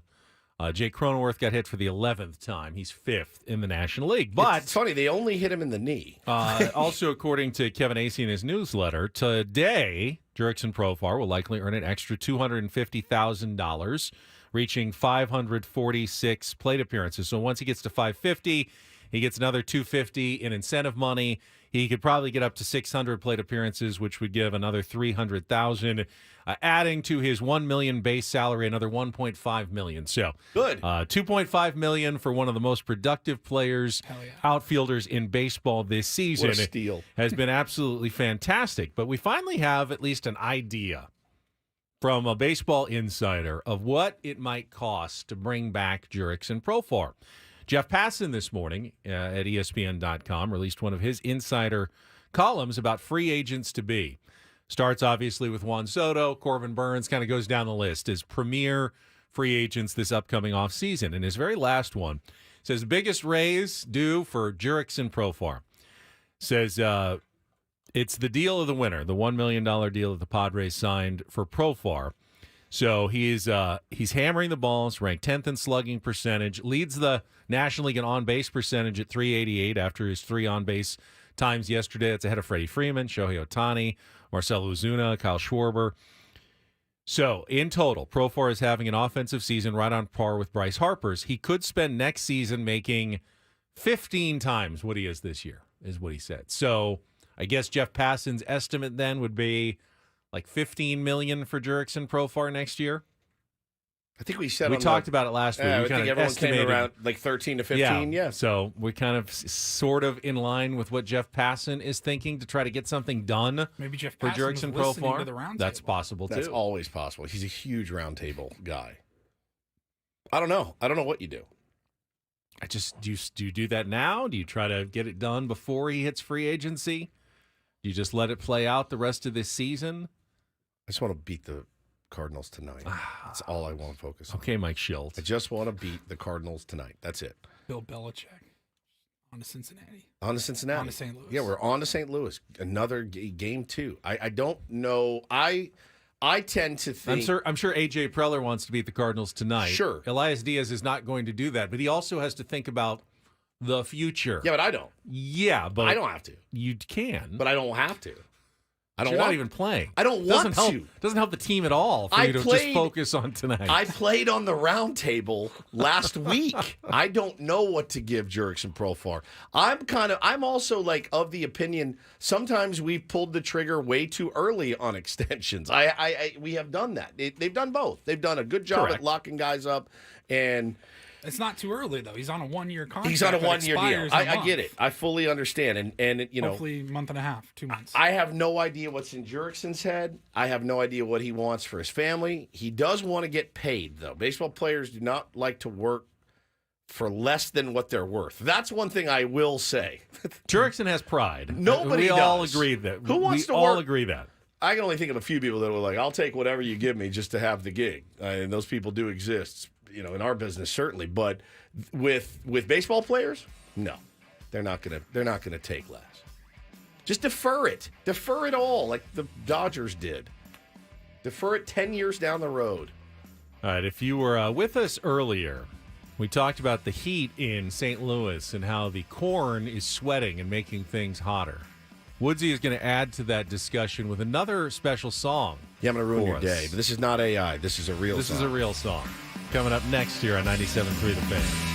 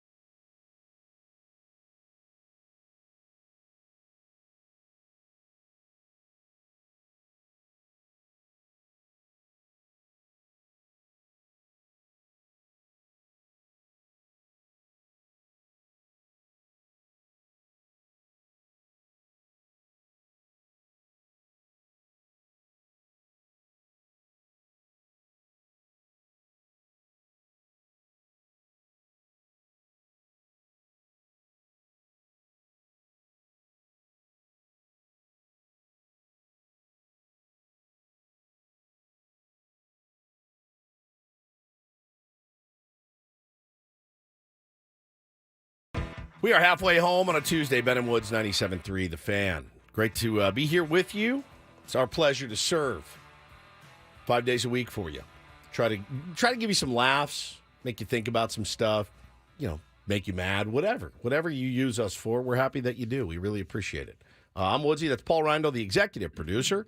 Benjamin Higgins, your friendly neighborhood sports anchor, joins us as well. And, gentlemen, I wanted to read something here before we get to Cornstar, which is potentially, and it's a long list of the worst country songs of all time, and it's a real song. Before you read this, I want to welcome Sam Levitt to our chat. Hi, Sammy. And welcome back from his wedding. He will return Not to his wedding.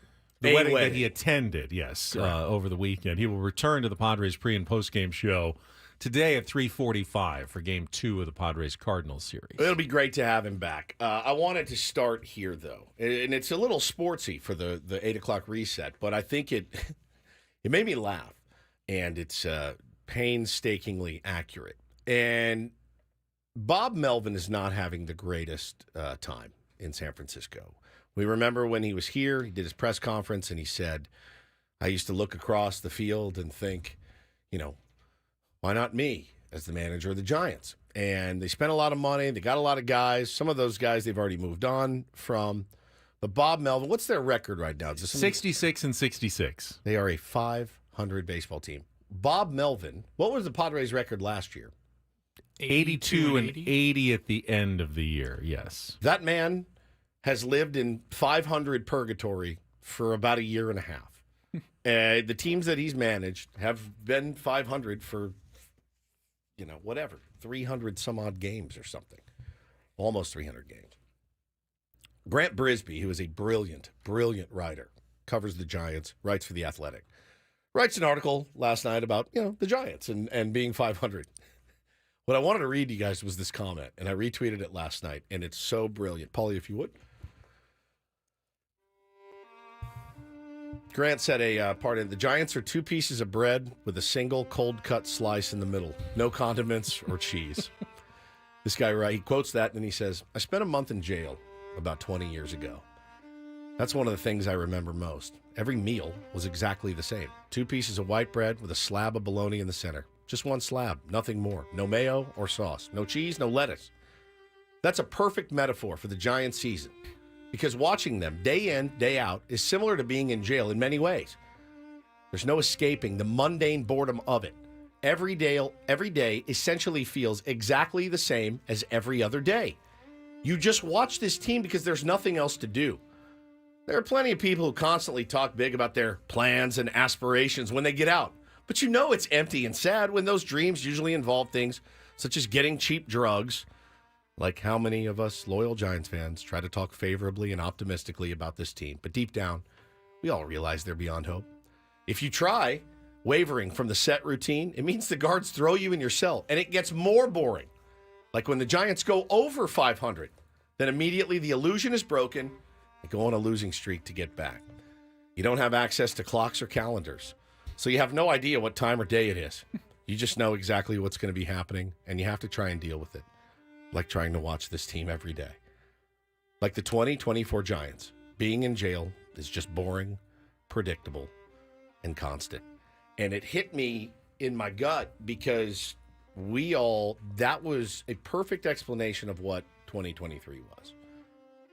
If 2023 was being in jail, he's talking county jail, right? He's talking, I got a 20-day, 30-day stint I got to do. Got a DUI, whatever. Really, it's just bologna sandwiches every day. It's not great. It's not great. It's in this guy's scene, wherever that was, that's what it was. But you guys remember last year, did it not feel exactly like that? And did it not feel like that the first half of this year? I think it felt more like it this year than it ever did last year. And Padres couldn't get to 500. They could not get there, but you're mired in it. And I loved when he said, if you try wavering from the set routine, it means the guards throw you in your cell, and it gets more boring. How many games last year or the beginning of this year were you like, this is more boring than anything else I could be doing right now? And I just thought, what a brilliant way to sum up what it's like to be a fan of a 500 baseball team. There's definitely an existential nothingness to 500, an ennui about it. But In one sense. A what? Ennui. E-N-N-U-I. It's French. Oh, yeah. Ennui. I didn't know how you say that. I've never heard an actual human use it in a conversation. But ennui. Isn't a 500 team, though, the most unpredictable of teams in baseball? Because any day can be a win or a loss.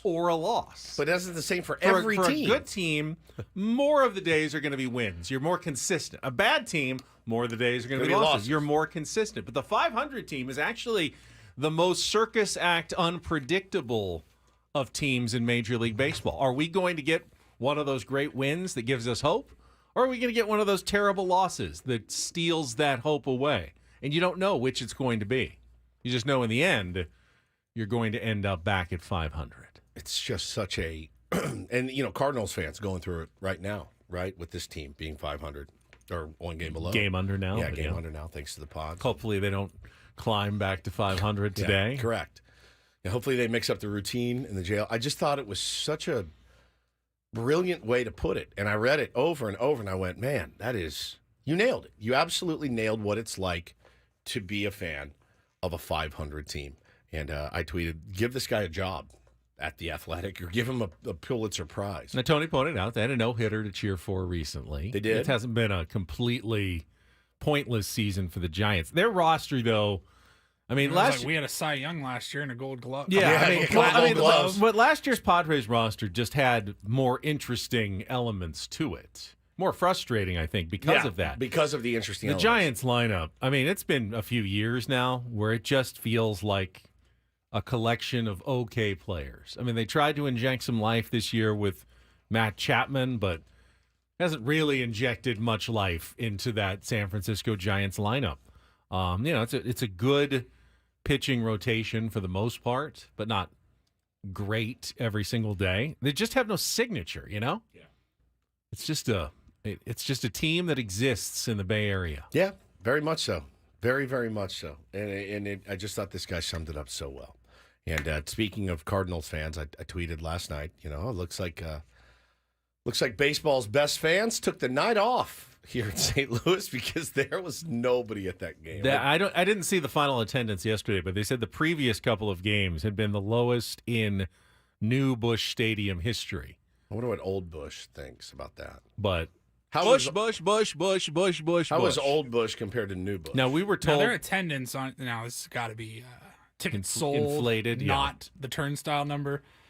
28,697. That's still maybe the lowest again ever in because I think the lowest was right around 29 the day before. Yeah. So that may have been a new record low attendance at Busch Stadium. So I was breaking their balls on Twitter, which I'm known to do. Bit of an irritant, I get it.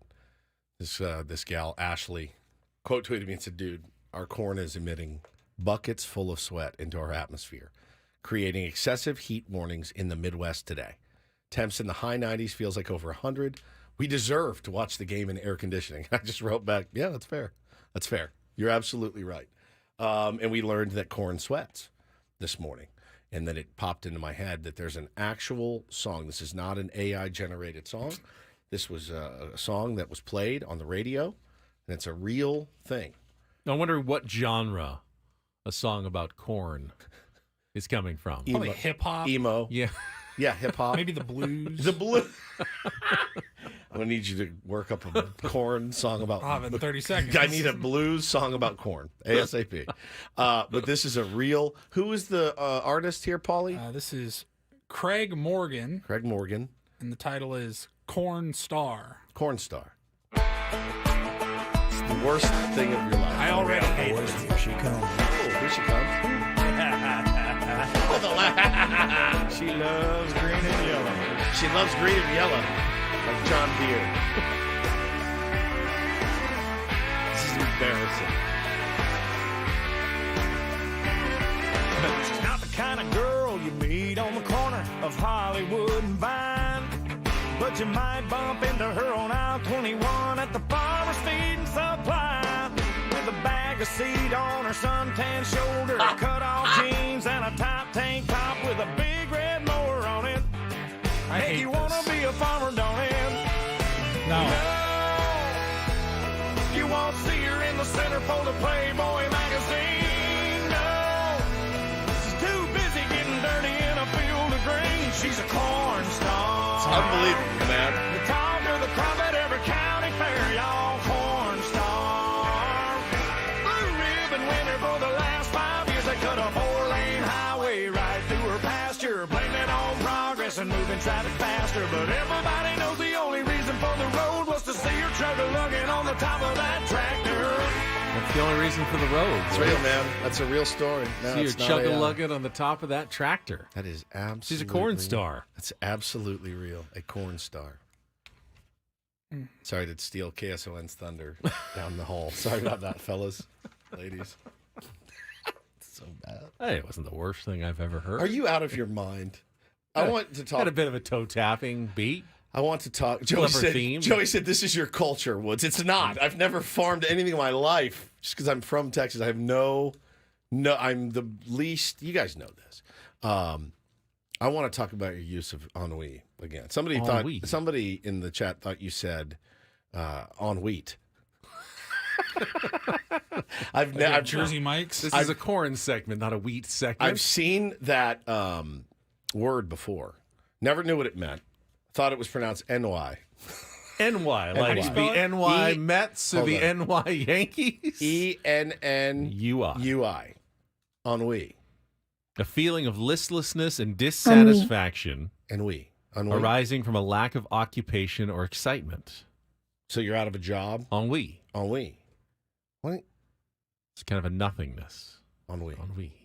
No, no one's ever used that word in a sentence. People use that word all the time. Who? French people. Yeah, among others, Ennui. yes.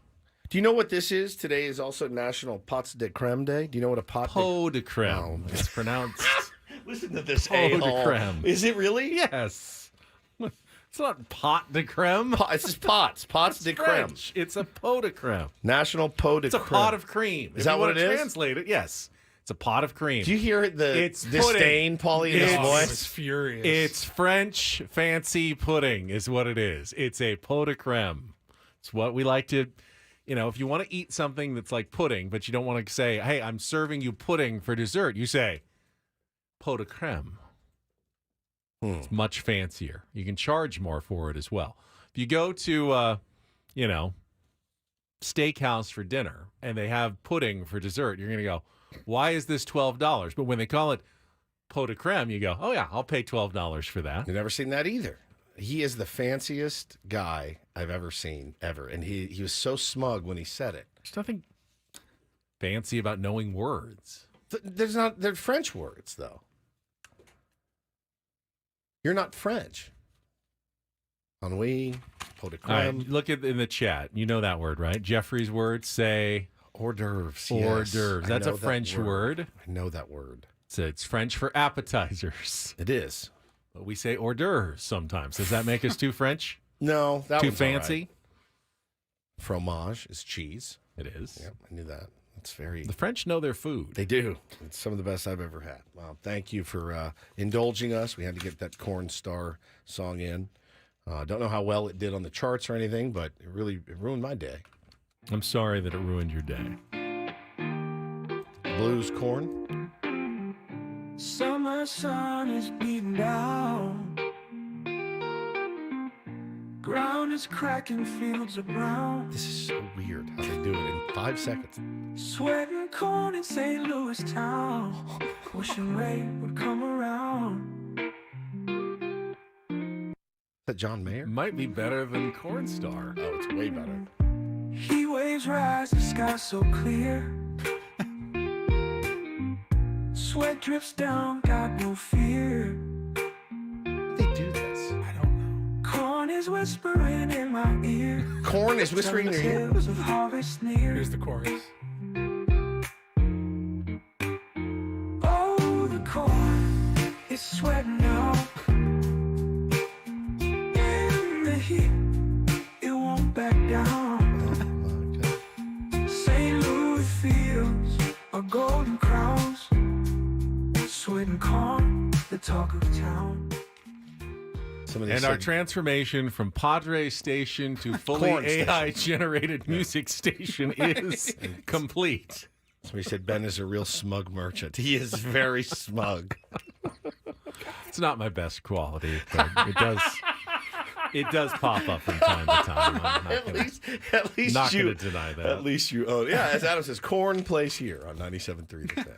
All right, we're come back. We got a little bit of an update on the Padres' injured stars: Fernando Tatis Jr., Ha-Sung Kim, Darvish for Mike Shildt yesterday. We'll get you caught up on where they're all standing, and then Jesse Agler going to join us from Corn Sweat in St. Louis coming up at the bottom of the hour. First to check traffic here on 97.3 The Fan.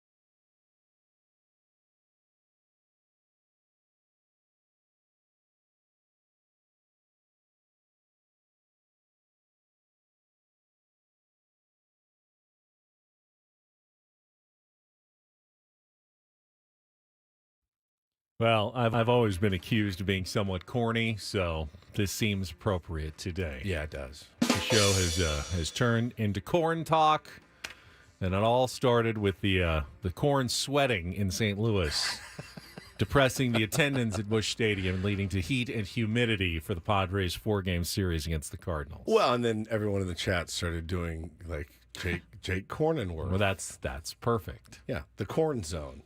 This is a little different than the Crone zone. You got Jake Cornenworth. Adam said Luis Maíz, which I don't really get. Adam Mazer. Former Padre. Future Padre, Alex Cobb. Don Corncillo. That's pretty good. Not bad. Elode Diaz. Mason McCorn. Oh, I like that one. That's a good one. Kyle Higashshucker. These are really good. Mike Shuck. It's Mike Stock? No. Shuck. I know. Joe Musgroves. Adam says Maíz is Joe Maíz is Corngrove. Spanish for corn. Corngrove. I know that. I know that maize is Spanish for corn. His Yes. name's Luis Arise. Not Maíz. Let's just leave the comedy to us, pal. All right? So go approve my vacation, please, for the love of God. Now, I don't know whether this is accurate or not, Woods, but you see Frank in our chat releasing U.S. Oasis dates.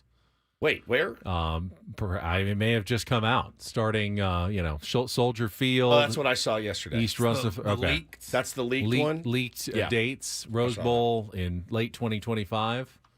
No, these aren't earlier, though. These are later in the year. Yeah, they're later. Okay, you've seen those? I just want to make sure. All right, a quick update. Padres injuries before Jesse joins us from St. Louis. Nothing hugely unexpected, but Mike Shildt did confirm that Fernando Tatis Jr. is not with the team. He has gone to the team's complex in Peoria, where he is going to be facing young players and minor leaguers and getting at-bats. And after that, they will evaluate. I mean, I think there's a scenario in which he looks good and might be back as soon as next week in the homestand. Now, there's no promises. It just depends on his progression and how he feels at the plate and, what he looks like from the coaches that are there and the reports they're getting. But if he's looks like Fernando Tatis Jr. and he's feeling good, he's pretty much at that stage where they're now looking for the signs. All right, is he ready to come back? So that's exciting. How tempted are you? if you're there watching and he ropes one into the gap oppo, you're like, I think he's good, man. I think looks fine. I mean, what are we looking for? In essence, that is kind of what they're looking for. Like, if he puts together good at-bats, I mean, you're not going to want to waste a ton of them in, like, minor league rehab. If he's Schultz on the phone. If he's swinging and coach looking whatever good, down in Arizona, he's like, how's he looking? He just put 2 over the wall. Yeah, tomorrow. Pack his bag. Pack him up. He had 2 450-foot shots over the wall. We don't want to be wasting these in Arizona or at Double-A or something, so bring them on up. So we'll see how that goes this week. Like, they actually hit him off Woods, though. Does that count? So, like, does it matter? I mean, it's timing. Obviously, you got to get your timing down. You got to make sure your body's going to respond, and they're going to. I would imagine they would ease him in, don't you think? Somehow, some way. Well, I would imagine you'll see some DH days when he comes back, but they do need him out in the field as well. At some point, they do. They absolutely. They've got a great spot for him in right field right now. Yes. That they're not getting a ton of production. David Peralta did a nice job, but I love him. You're just not. Defensively, you're giving up quite a bit for Tatis. He was busy last night, David Peralta. He was on the move. Made some nice plays. I really, really like that dude a ton. I really, really do. But, yeah, anytime you get a chance to upgrade with Fernando, you do it. Ha-Sung Kim was back here in San Diego yesterday getting an MRI, but he's expected to join the team in St. Louis today. I would imagine if the results of that MRI are positive, then he's just counting down the string of 3 or 4 more days before he's eligible to return from the 10-day injured list. And then Darvish is with the team and he threw 3 simulated innings on Sunday. We talked about that yesterday. His next step is going to be stretching out maybe to like 5 innings, and they're still deciding on whether that's just in like the bullpen with the team on the road or if they actually want to send him to the minor league somewhere and make that start. And if that goes well, you could see Darvish back in maybe 10 days or so to the Padres rotation. So Injury updates galore yesterday from Mike Shildt about the 3 key guys who are still not on that roster but could give a nice little lift to the Padres. Yeah. Speaking of lift, there's Manny lifting Darvish into the air. I don't know why. I saw that picture yesterday as well, Paul. And why he lifted him up? Yeah, why not? He's giving him a big hug. Give him a hug, dude. From behind? Save that. Yeah, he snuck up behind him and gave him a big hug. Don't injure the man. I've done that to you 100 times. Not lifted me up off the ground. I He's can't a big guy. you. Well, you're a big guy too. Try it right now. All right, let's see if I can get you. Stand up. This is going to be really.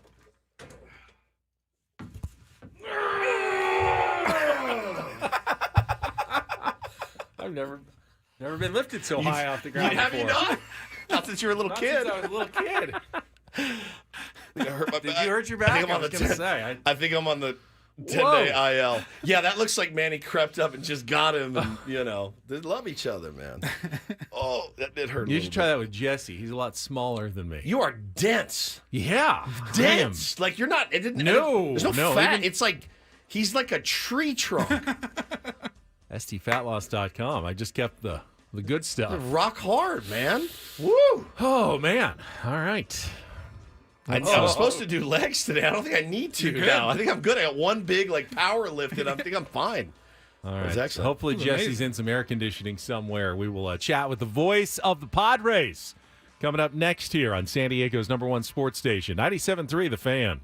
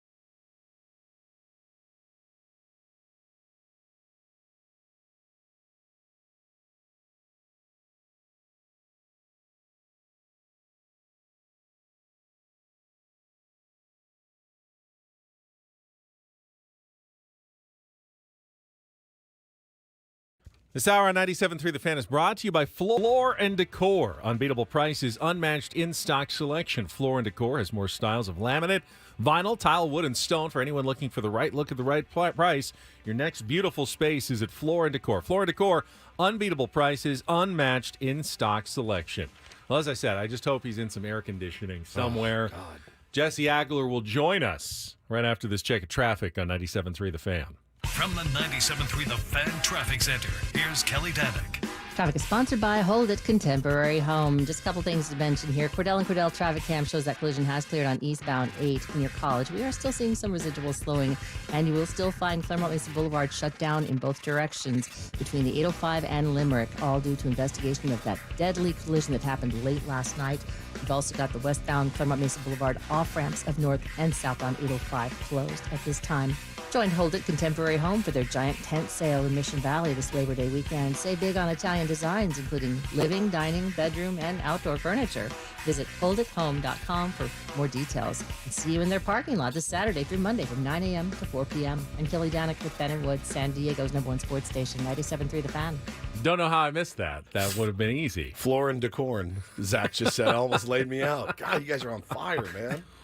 Well, as we bring Jesse in, and the reason why everything is so corn-related on our program today is that Woodsy said when he tweeted last night, what happened to all the greatest fans in baseball? Yeah, why is there no one at the game? Someone responded that the corn is sweating, and it's creating such heat and humidity that even Cardinals fans deserve to watch at air conditioning, and they're not showing up. And we didn't realize that corn could sweat, Jesse. So that's why you're so uncomfortable when you have to go outside in St. Louis. Good morning. Good morning. Here's a kernel of information for you. USOB. They can blame the corn all they want, but I mean, it ain't the corn. This town, and I talked to a bunch of people about it yesterday, seems to have revolted against this team, which is not something I think a lot of us ever thought was possible. And it was wild being in that building last night. And again, they're a 500 team. Yeah. Like they went into yesterday's game with 65 and 65. It's not like they're 30 games out and, it's like, okay, you understand it. Like that's a 500 team that's on the outside looking in, but like in the general conversation about the wild card, second place team in a division, although well back of Milwaukee at this point. And the fans are fed up. It is really, really wild. And I mean, I never thought I would see that few people in that building for a baseball game. We found out yesterday, Jesse, that they have not had back-to-back losing seasons since 162-game seasons were invented. So now I'm wondering, maybe they've just been such pleasant baseball fans because they've never had to live through what the rest of us have had to live through. Right. And that is, tough seasons consecutively, which is really weird and lucky for them until now. Yeah, I mean, it's an organization that, and the people who are not from here or don't consider themselves part of the little Cardinal solar system, you sometimes poke fun of the Cardinal way, sure, and the best fans in baseball, all that kind of stuff. But like they really did for decades have a system and a thing that they, sort of believed in and operated with. And it seems like they've gotten away from that, which is quite a choice. The most successful National League team ever by quite a bit when you really think about it in terms of pennants and World Series. They're not at the Yankee level, but there's nobody else really at their level.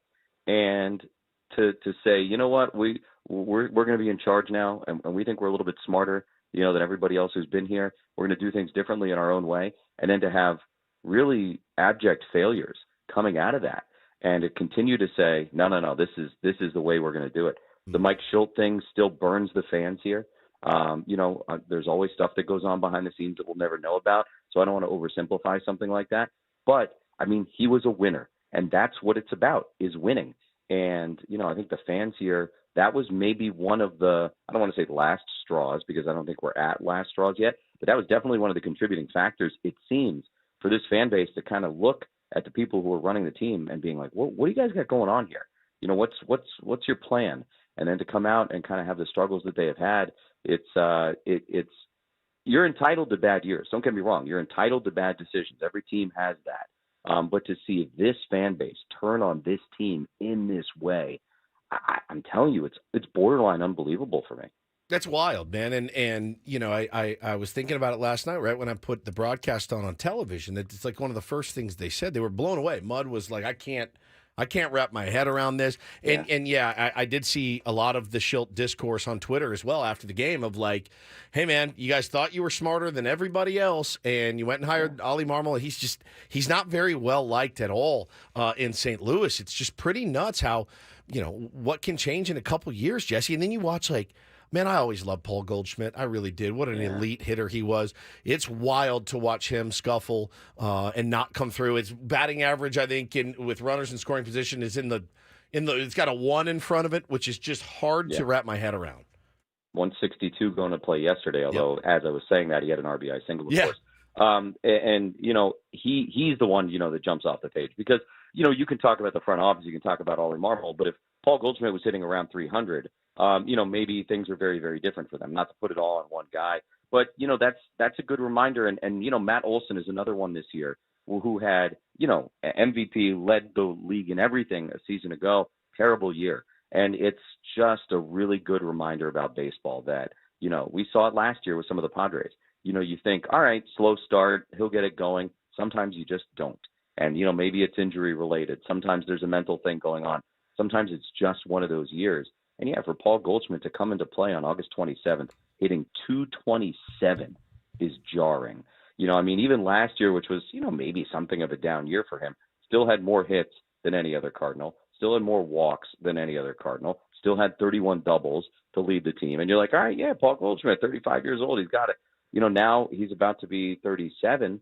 And is this the end? I don't know. You know, maybe he bounces back and has a great year next year. Because I'm with you. He's always been one of my favorite guys to see. Just pro, great hitter, tremendous player. And to see his numbers where they are is, as I said, kind of a reminder that, like, you know, you think you know what you're talking about in spring training in terms of who's going to produce what. But, boy, the baseball season is a mean summer. And you just never quite know.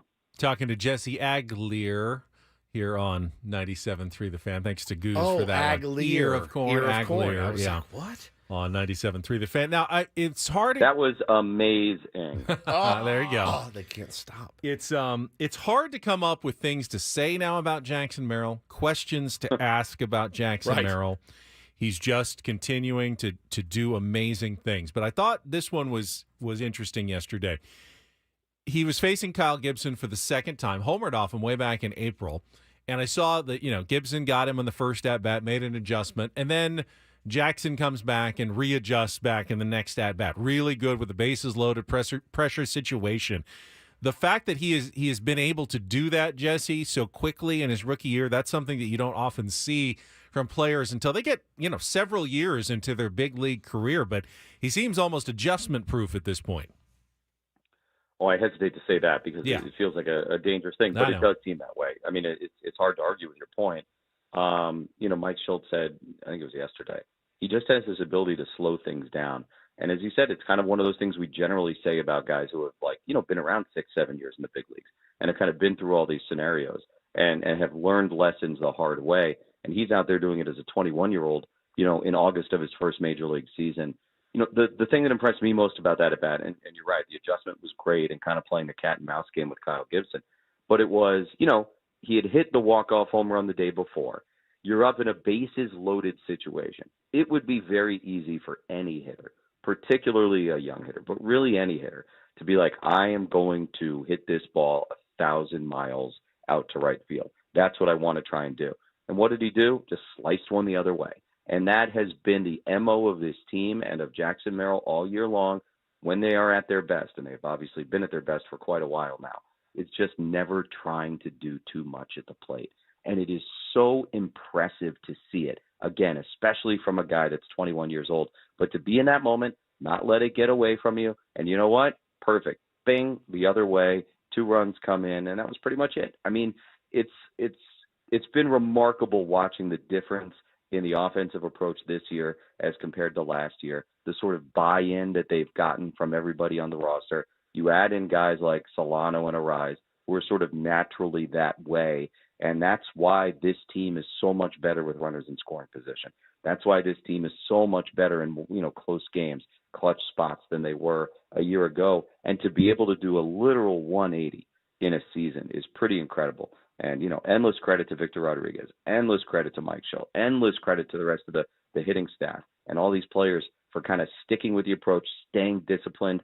And, it seems like I could count on one hand this year the number of at-bats I've seen where somebody was trying to do too much, when last year it seemed like it was happening every single night 4 or 5 times. And, the proof is in the pudding. Look at the record now as compared to this time last year. The proof is actually in the pot de creme, is what I learned earlier. It's a fancy name for pudding. I learn a lot on this show, talking to Jesse Agler here on Ben and Woods this morning. So St. Louis into Tampa, got to be your favorite road trip of the year. St. Louis for 4. Picture and then, Jesse about a year ago when the schedule was released. He circled that and goes, I can't wait. Yeah, toasted raviolis, 100% You're kind of humidity. glad there's no off day here on this one. Yeah, just get it done as fast as possible. Get it over with. I know we ask you every year, and I never get tired of your St. Louis stories. This is a good time for you to catch up on maybe a book you're reading or some YouTube or YouTubing or some Netflix shows. Yeah, no doubt. No, I've got a book. I finally started Oppenheimer. I've kind of been putting it off, so I'm making my way through that. I've got a book that I'm making my way through. This is definitely one of those things. This is not a go out and about kind of road trip, particularly, end of August, end of an 18 in a row stretch, 100 degrees with 100% humidity. At least the games in Tampa will be indoors. But this is. How's the booth? I did. Filled with not bugs, great. if it's like the TV booth. Yeah, apparently. there was lots of bugs in the TV booth. Here's one. This is very inside baseball, but you guys might appreciate it. We like it. It's amazing to me that, they build these stadiums, right? And I'm talking like probably 90% of the booths, TV, radio, both, all over the league. The booth is constructed in a way as if they didn't realize people would be sitting up front broadcasting the game, and I mean by that is that, like, Dave Marcus kind of sits behind us in most of these places. He's got like a little tower, right, with all his equipment. And in the ceiling above Dave and kind of in the back of the booth by the door are like normal fluorescent lights. But then at the desk where we sit, there are no lights. And it's like, what did you think was going to be happening in this room when you constructed this building? And it's like, you get your flashlight out, like trying to read stuff. Because it's like, at a night game, it's just dark. And it's like, what were you guys thinking? And it's like, it's amazing to me that place after place. So, no, not a good booth. The view is fine, but it's cramped and dark and obviously hot. So Dave should have one of those desk lamps for you that he just packs and then sets up right there. And you just, pull the little chain when you sit down and you've got your desk lamp. That's exactly right. The little green one, like an old accountant? Yeah, exactly. Click, click. And maybe a little visor. Portable fan, perhaps, for you guys as well. No, he brings fans for himself. He brings fans for himself. Multiple. He's got angled both ways. Yeah. Just on him. Yeah, you can't really do it with a mic either. There's one in here, but you can't really turn it on because it makes the mic picks it up. All right, so you guys are going to kill me, but I made an executive decision. We're not going to do song lyrics today. We were going to do Oasis. But I don't want to jinx the man. They just announced they're getting back together. They hated each other for many years. We were going to do an Oasis song. Seriously? Yeah. And I just said, you know what? You spent all week telling us how this is not a dictatorship. Correct. Here's how it's not a dictatorship. I let Ben pick the word. It's I go back to the words. And you didn't like my word, so you nixed it. No, you do your word. Oh, well, because this doesn't even have the word. This is not a dictatorship. All right, fine. We're going back. We're going with corn. Yeah, because we've been talking about corn all day. Jesse is a civilized man. I'm sure he's gone to some nice restaurants and seen this item perhaps on a menu at a fancy Mexican restaurant. But it's a fungus that grows on corn. That is a delicacy, especially in Mexican cuisine. You eat the fungus. You actually eat the fungus. In America, it's just called corn smut. But when you order at the restaurant, I like that. It's called Huitlacoche. Huitlacoche? Huitlacoche. And I will text it to you, Jesse. But please, yes. Huitlacoche. Huitlacoche. Yeah. Huitlacoche. Huitlacoche. Sorry about it. I've actually never heard of that, so that's exciting. Yeah, I know. You can look it up a little bit. Or if you just want to work in... It's like a mushroom that grows on corn that people eat. It really looks nasty, I must say. Or if you just want to work in corn smut, that will also work, Jesse. But you pick. I'll give you the option. It's a fungus. Corn smut. Huitlacoche. Or Huitlacoche.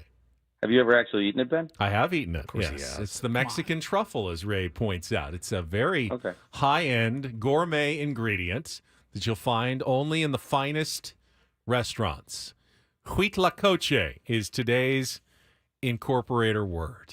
Thank you for not dictating me off. Not of a that dictatorship. People in the chat know it. They're coming up with It's it. not a dictatorship. We learn things on this program as well. I like to be educational as well as fun. I need people tweeting me. I need some restaurant recommendations in San Diego where I can get Huitlacoche. There are several. You can go up to maybe Vaga in Lucadia. What if you hate... They definitely have some on the menu. What if you hate mushrooms? I don't like mushrooms. Well, you probably won't like Huitlacoche then. I love mushrooms. All right, well, then you'll like corn smut. Please just say corn smut. I'm begging you. Thank you, Jesse. Jesse, thank you very much. Thank you, buddy. Bring your gold bond, Jesse. Very warm. Very warm. Jesse Agler in the lightless booth in St. Louis. How do you eat it? Off Game the cob? 2 of the series. No, they'll put it in like an appetizer and like a tamale, or they can do it in different corn preparations. Smut tamale. Yes, exactly. Okay. Huitlacoche. I thought you just ate like an ear of corn you don't, that had corn You're smut gonna on cook it, and you're gonna do like with a mushroom. I mean, you don't like raw mushrooms. I don't like any mushrooms. Right, you don't like any mushrooms. Well, all right, Paul's got the Rindle Report. Final hour of Ben and Woods coming up next year on 97.3 The Fan.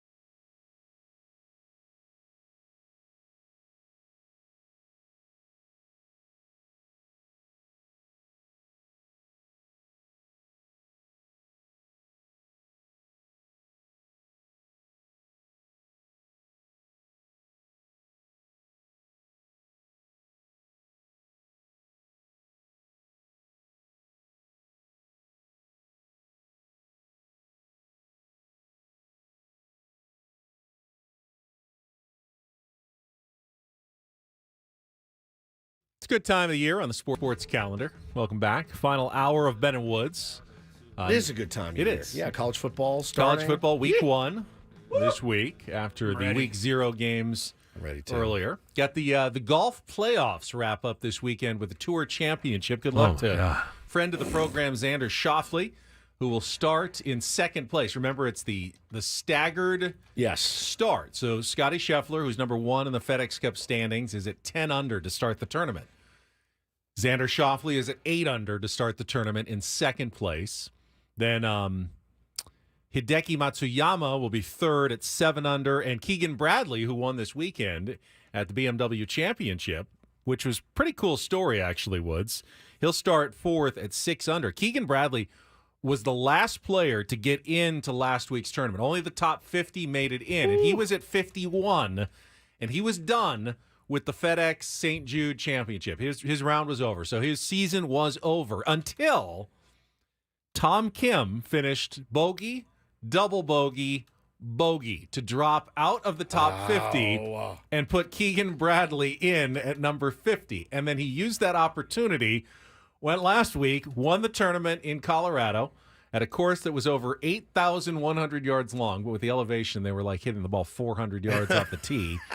And won the tournament, and now he's got a legitimate shot to win the entire FedEx. Now, remember, he's the Ryder Cup captain next year at Bethpage Black, and probably played his way onto the President's Cup team as well, which is coming up in Montreal here in a few weeks. He'll certainly be a top captain selection for that tournament coming up. So you got the golf.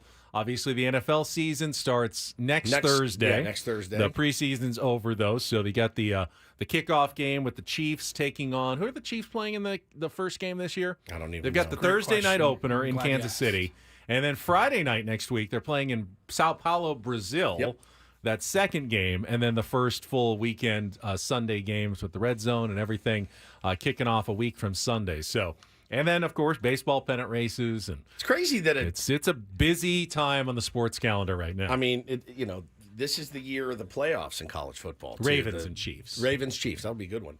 This is the expanded playoffs this year.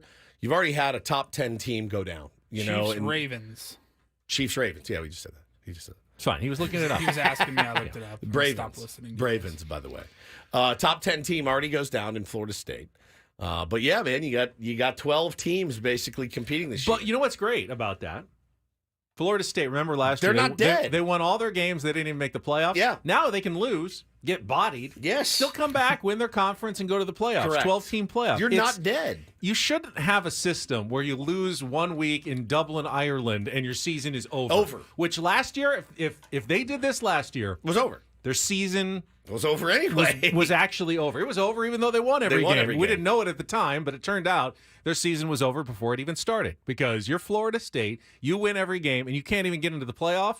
That's a problem. That's a problem for any school. I'm excited about it, man. So new format, I think, is exciting for college football, and it's just a better. People go, I do not understand the argument. You're cheapening the regular season by making 12 playoff games. No, you're not. No, you're not. No, you're not. If Florida State was out of it, you just made their next 11 games meaningless and irrelevant. Literally. Now, they still have tons to play for. That enhances the value of your regular season, doesn't cheapen it at all. 100%. 100%. It's not baseball. You know what I mean? It's different. It's different entirely. And now, like you said, you go and win your conference, you get into the playoffs. Now, it was a conference loss. It was a conference loss. Way to start the season, but you can still come back. Absolutely. From one is possible. Absolutely. I doubt Georgia Tech's going unbeaten all the way through. No, they're not. So, anyway, that's some of the things going on right now in the world of sports. For some other headlines, let's turn things over to Paulie and the Reindl Report. And get things started here with our today's edition of the Reindl Report. Now tuned into the greatest. Welcome to the Reindl Report with Paul Reindl. Hi, Paul. All right. 2 stories from the world of sports that we haven't gotten to yet. We'll start off in Major League Baseball. And 1 story that you didn't know you needed. Are you laughing, biatch? It's the Reindl Report. Hey, Paul, how you doing? Okay, how are you? On 97.3 The Fan. Are you ready to bless the mood? I need some help, please. That was good. Can I get a oh yeah? Oh yeah. All right. All right. Boom. just wanted to congratulate you guys. I think we have once again made sports radio history. The only radio show in America to have not brought up CD Lamb and his lockout-ending contract extension. I can't say his name without saying CD's nuts every time. I'm 6 years old at heart. Congratulations to the Cowboys, CD Lamb, for that big old deal. 4 years, $136 million deal. That'll end a holdout right there. Holdout. Yep. And that makes him the second highest paid non-quarterback in NFL history. Wow. You can't even compare quarterbacks with other players anymore because they make so much money. Who's one? Justin Jefferson? Yes. Is one. $35 million a season. CD Lamb is two. He was looking at the 5th year of it was an option of his rookie contract. He was scheduled to make $18 million. He wanted a new deal. Yeah. And don't really Jerry Jones provided. Yes, he did. I don't follow a ton of the NFL, but I know Jerry Jones was asked about it pretty much every day, and he seemed like, I'm not worried about it. Not worried about the holdout. We're going to get this done. He's not going anywhere. He actually said, there it was. Glory hole is what he said. There it was. Glory hole. Coming to the office on Monday. Spanking himself. There it was. Glory hole. One of the greatest drops of all time. He's not the only Cowboy who needs to get paid. Dak Prescott also needs a new deal. Doesn't have one yet. Yep. Will that be next, or did they just give all their money to CeeDee Lamb? I think the Dallas Cowboys will be fine. They're going to need to do some roster manipulation, though, as all teams in the NFL do. You have to get very creative. Capology and all that is very creative in the NFL. I don't pretend to know anything about it. Jerry is still technically their GM as He's well. still technically alive as well. So it's the owner and the GM. You don't see that much. I mean, that's rare. There's a in reason sports. for it. Al Davis did it. There's a reason for Jerry it. does it. I mean, if you bought a baseball team, I would turn over the reins. You would not want to GM it yourself. I would turn over... baseball. You know ball. Bro, I'm not at that level. I would turn over every bit of the reins. I would sit in my You would not suite. meddle at all. No meddle. I would be down there... If you were the owner. If I was the owner? You wouldn't meddle at all. No, unless you would consider hanging out and slapping butts, meddling. I would be down there like hugging my players, saying what's up to the guys, but I would not meddle in like the decision making. Ever. Because I'd hire somebody that could do it. But you'd set a budget at least. Oh, yeah. I mean, my budget would be whatever I could afford. Like, it was whatever you can spend. But I would not meddle in the game, the day-to-day Curious how decisions. many NFL owners really do meddle with their team. I'm thinking I started thinking about owners. I was thinking NBA owners like Steve Ballmer and Mark Cuban. Those are very colorful guys. They're very energetic, and you see them all the time. But I wonder how much they actually meddle with in basketball and football, you got the essentially hard salary cap sports. So you're not even setting a budget, really.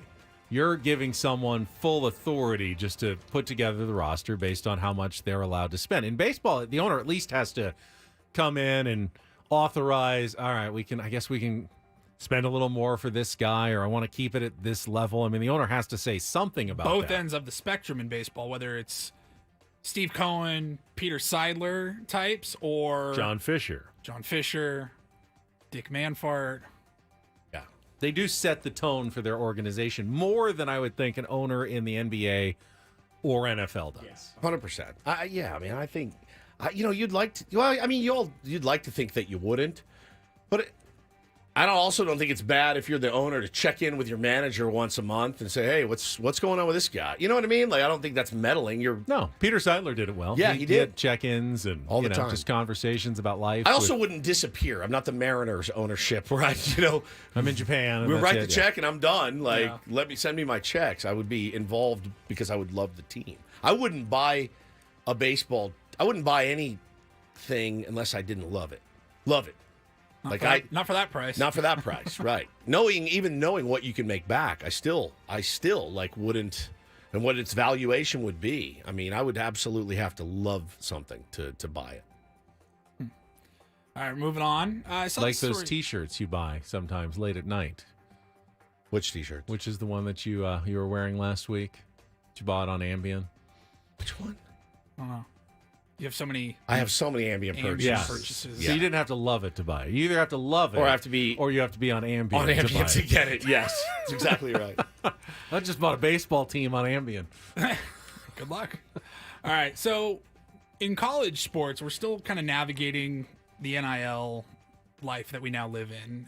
It's just getting crazier every day. I was reading a story yesterday about how the headline was like how Ohio State built their $20 million championship or bust team, and just all the money that goes in to the NIL. But what I hadn't really thought about was how NIL also is trickling down into high school sports. There is a mom in North Carolina. Maybe she's listening. We're very big in North Carolina. And her son has committed to play for Tennessee. He's a quarterback. Okay.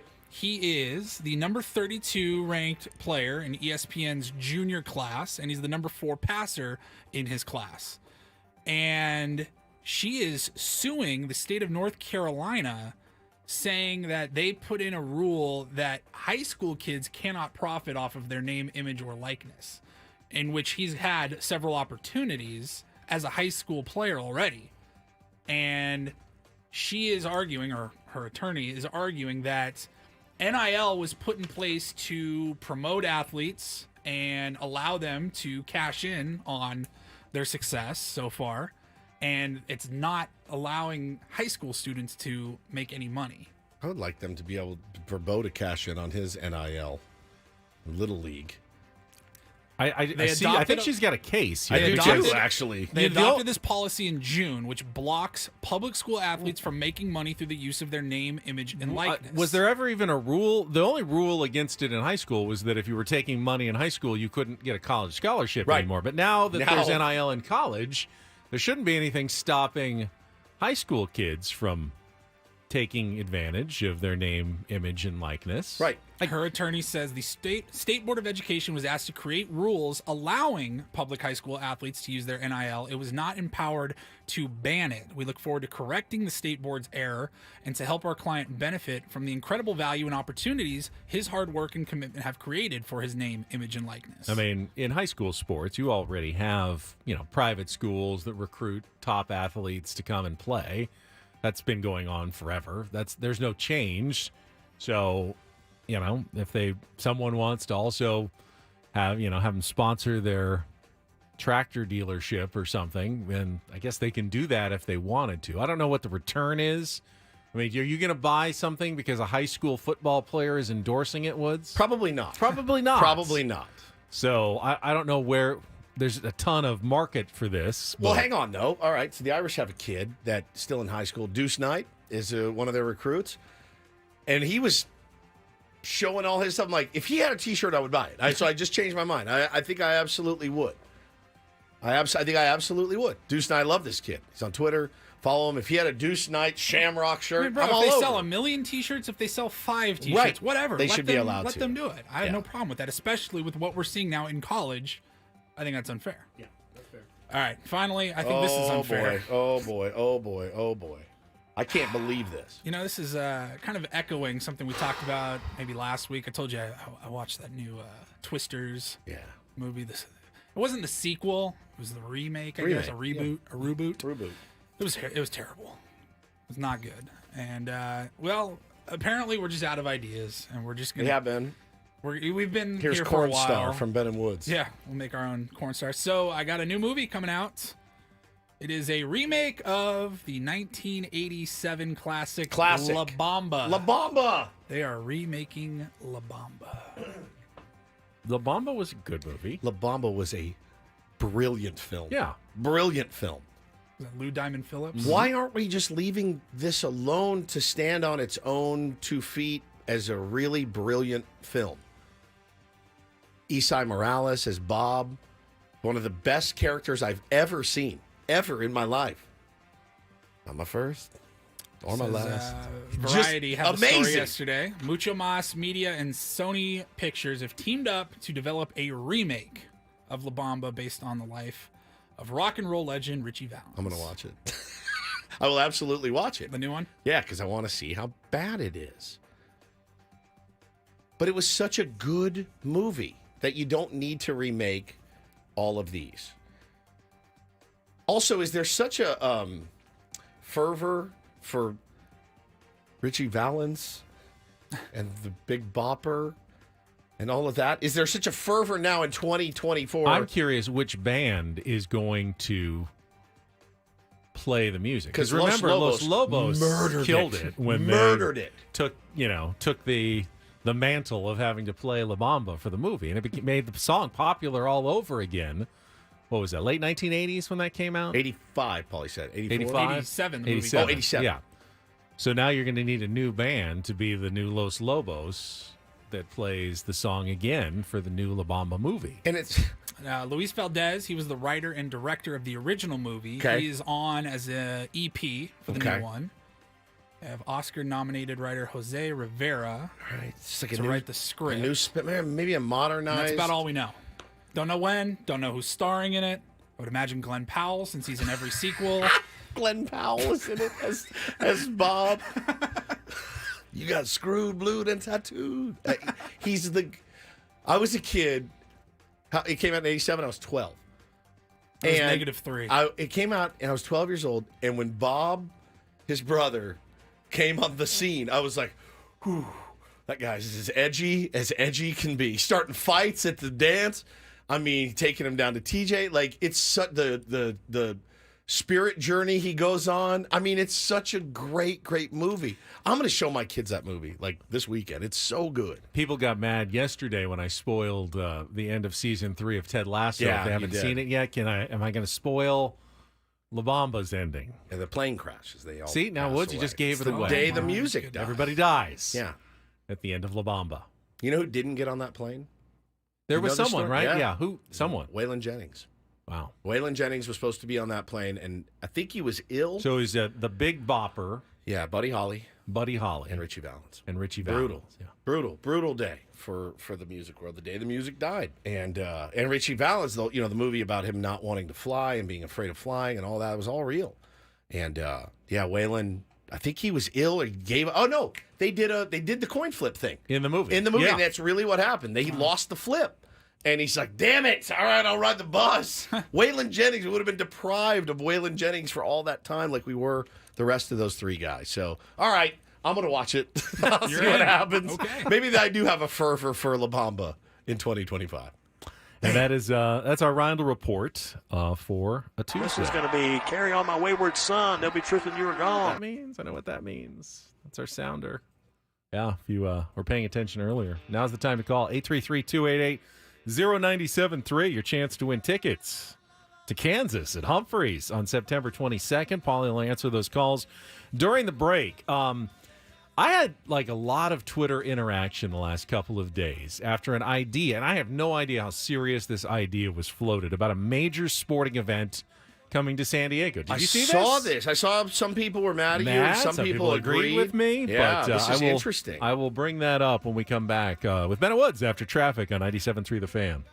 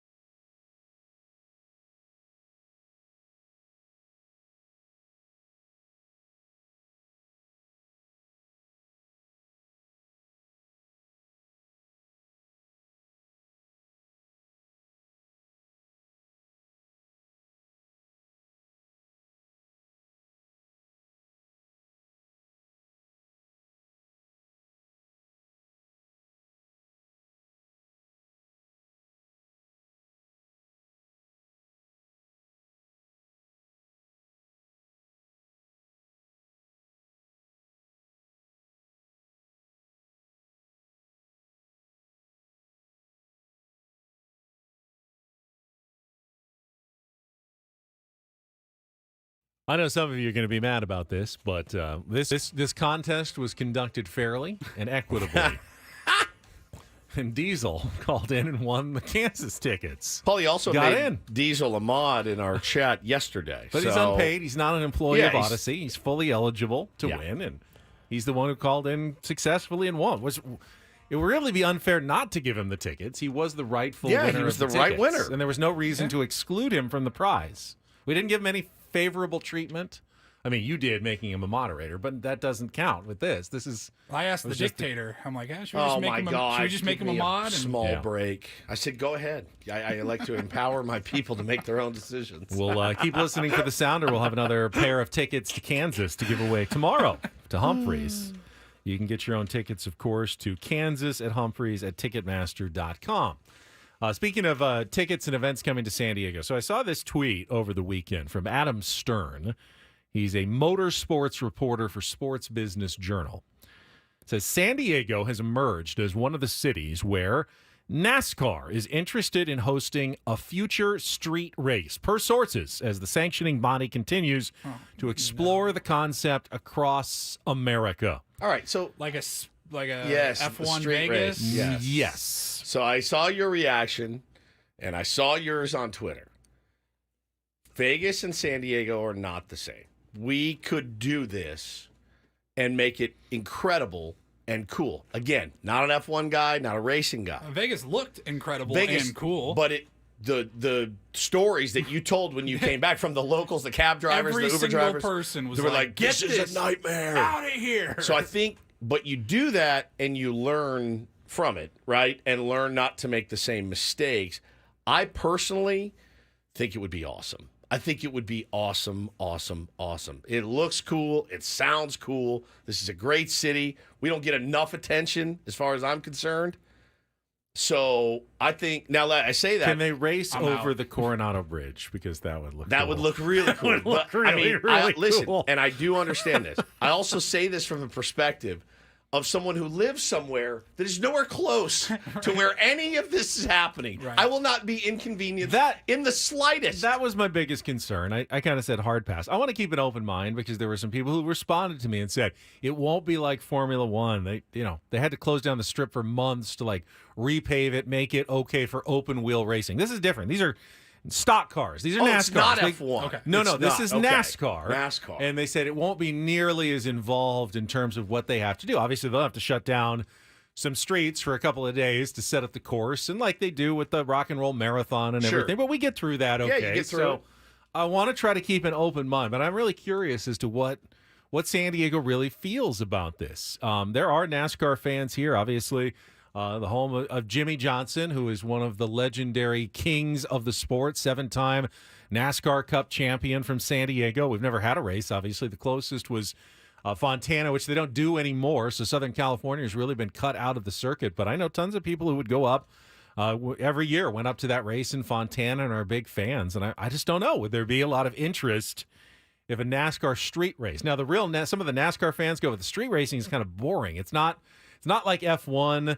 It's better on an oval than it is on the street races. Those tend to be not great races. They've done this in Chicago the last couple of years. Apparently, it didn't make them a ton of money, so they're kind of looking at other cities to potentially explore as street racing venues. So this is the funny part. So the NASCAR fans that literally will sit in the stands and watch these dudes drive in circles for hours say that a street race is too boring? Apparently. Too many turns? Somebody make me Not understand. enough passing? I just don't know. want to understand that. Because I've been to NASCAR race. It's loud. It's fun. Because I had a 24-pack of Coors Light in the stands and our shirts off.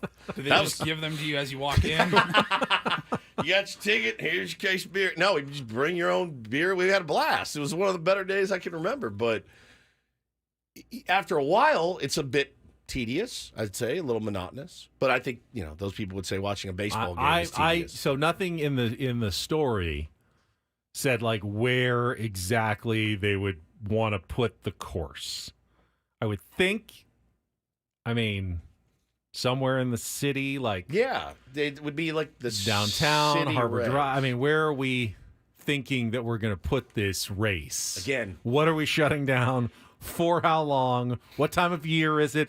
There's a lot of unknown details that you just give me some trepidation before we just jump into this thing. Like I said, won't inconvenience me in the slightest. It's easy for me to say. I'm not saying to be a jerk. I'm saying it's easy for me to sit in here and go, yes, that's good for the city, more eyes on San Diego, et cetera, et cetera. But, yeah, man, I mean, if you live downtown or something, you're like, all right.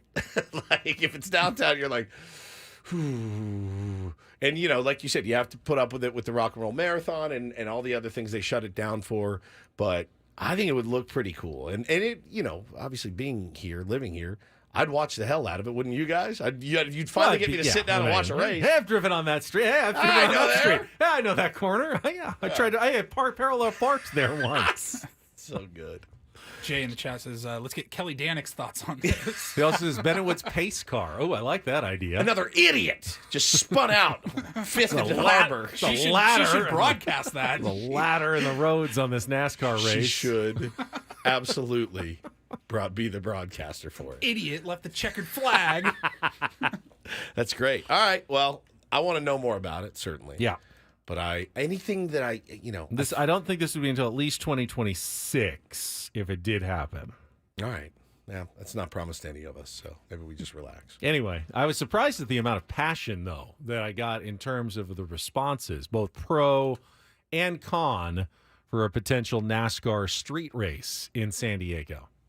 This is when we should have touched base with Italian Paul, who loves racing more than anything in the world. He said he sent me the story and said, if only I was doing the show tomorrow.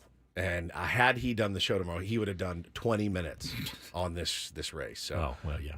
Yeah. The Italian Reindl Paul report would Correct. have been all about this NASCAR race maybe coming to San Diego. Yeah, F1, I think it would be really cool, but if you don't have I don't know why. I mean, that looked cool in Vegas. I know it was a nightmare. I'm curious for to them. see how it goes round 2 in a couple months. I always get the sense that there's like almost zero overlap between F1 fans and NASCAR fans. Zero, right? Like you're one or the other. None at all.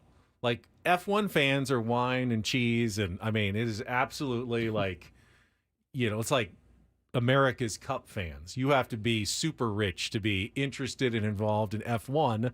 I mean, they have fans, obviously. And then NASCAR is the complete other way. As you said, 24-pack of Coors Light, shirts off, in the sun, and enjoying Cornstar on the radio.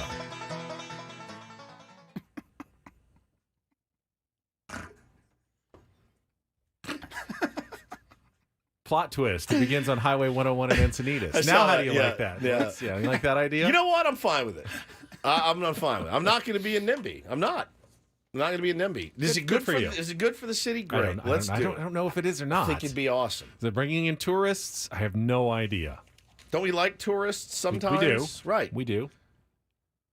So, I don't know. I'm in.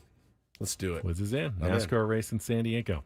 All right, we'll come back. Final segment of Ben and Woods coming up. Take a look at today's matchup. Can the Padres make it 3 straight wins? Open their road trip with back-to-back victories in St. Louis.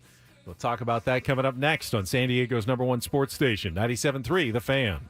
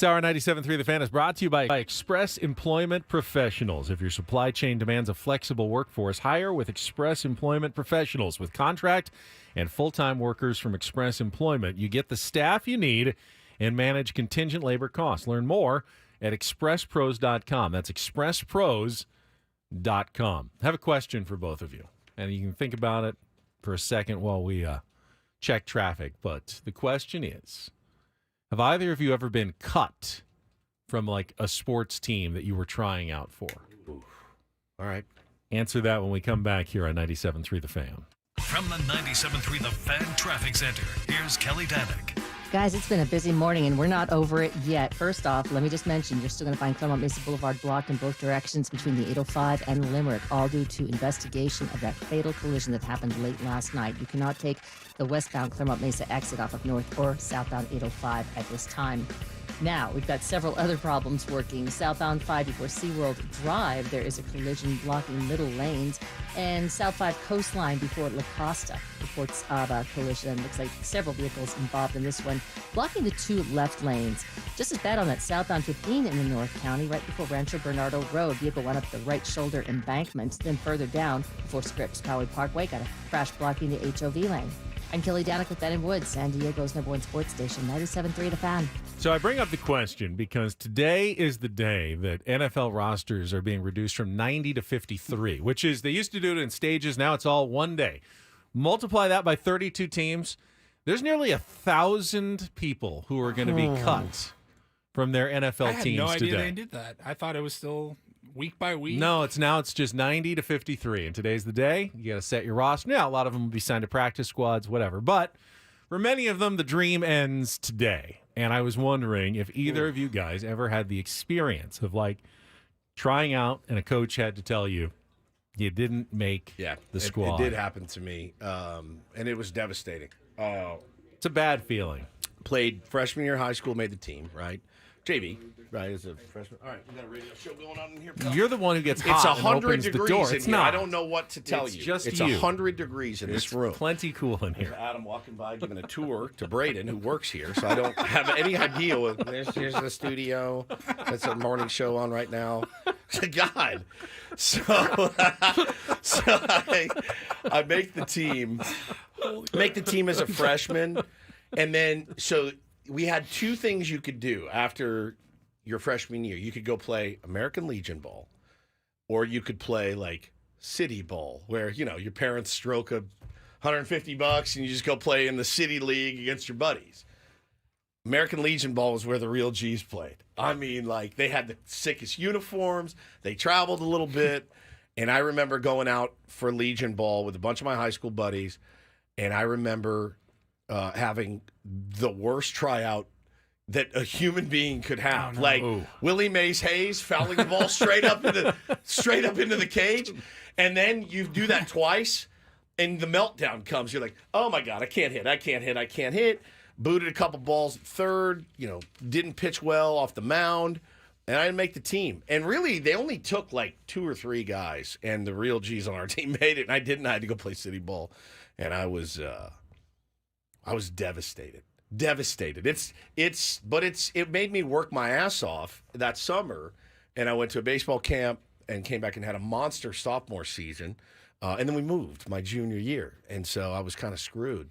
But I'll never forget that feeling. Yeah, Johnny asked if I got the yips.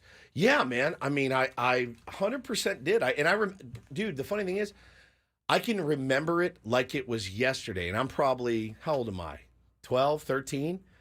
I remember it like it was yesterday. I remember the feeling of 36 years later. I remember getting in the box and feeling fairly confident, missing the first couple or fouling the first couple off, and then just having a terrible, terrible approach to hitting, and I just got domed out, man, and I was a wreck. And it was a really bad feeling.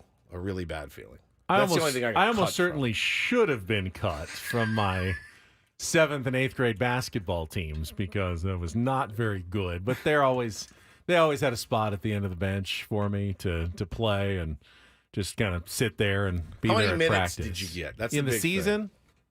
Like per game? Yeah. Like 3. 3 a game? If it was a blowout going at the end. I had my one game 8th grade.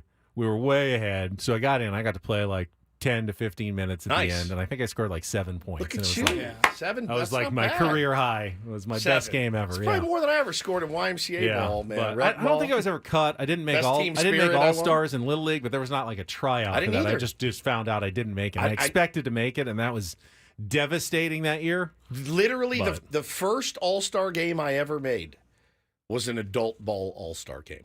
I'm not joking. The first one I never made. I was such a bad player growing up because I didn't get started till I was 10.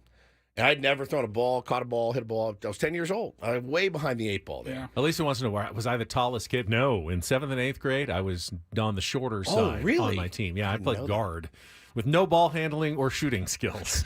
That's really what you look for in a guard.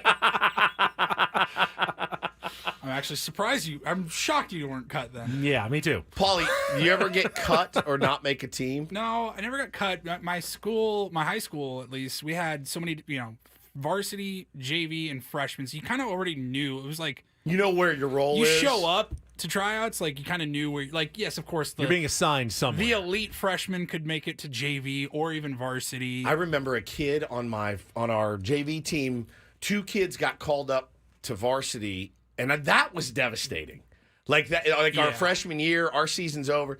2 kids are like, "Hey, we're gonna bring so and so," and you're like, "You guys are going to varsity?" You're like, "Oh my god!" You couldn't believe it. Yeah, and they just get to suit up. They suit up and barely play, but right. I wasn't one of those. So guys. you knew as a freshman, you're like, cool, I'm just gonna be on the freshman team or whatever. I quit baseball my senior year. I didn't like the coach. Didn't have any friends on the team anymore. They were all older and graduated. So I gave up baseball my senior year. I played tennis, and I used to just kind of hit the ball around with my friends. On the side, I had a couple friends that were pretty good, and I just decided to pick up a racket like a week before tryouts, and I tried out, and they said, like, as a senior even, if you don't make varsity, you can play on JV, and I'm like, I ain't doing that. I'm not gonna really? I'm not going to be a senior on JV. Really? Even though you'd never played before? I didn't think want to do that'd that. be cool. So I made varsity. I played doubles. That's amazing. And it was actually a ton of fun. I was like, I should have just done this all 4 years. Like, it was a blast. But that was like the real nervous, like, you got to go into school early the next morning after tryouts and go to the locker room. The sheet is printed on the door. You're and sick. You can see it, and you're just walking down the hall. And it's like, dude, even if whether I was confident or not, you were terrified. That day, I remember calling my dad. He was at work, and I made the team. And I had that moment of pride. He seen me working hard to make the JV team. Took me out. We went to Chinese dinner. These are moments, and you're talking years and years ago. I don't remember what we did on the show yesterday. Gun to my head. Those moments have stuck with me forever. And look, I think it's important like that to go through that. Now, because it really motivated me to get better. It really did. I've been on the other end of the cuts. I coached high school baseball for 6 years at Grossmont. Cutting kids is tough. We got a pretty good freshman class every year. I coached the freshman team. Yeah. And, dude, I mean, Joe was just getting into the big leagues then, and all the kids from middle school in that area wanted to play at Grossmont. It was either Grossmont or Granite, and then a little bit of Helix. But I got good ball players every year, man. Did you? And I'd get like 30 kids, and I would have loved my coach. The varsity coach told me, keep as many as you can. Yeah, of course. Because we don't want them to lose interest, even if they're not going to play much. But, dude, I had to cut a couple of kids. I'm like, it's a safety issue. You're going to get hurt, or you're going to hurt somebody else. You got no business. Did you guys ever have and those kids start crying, man. Did you have the parent? We had one. He didn't make the team. I remember his name was John.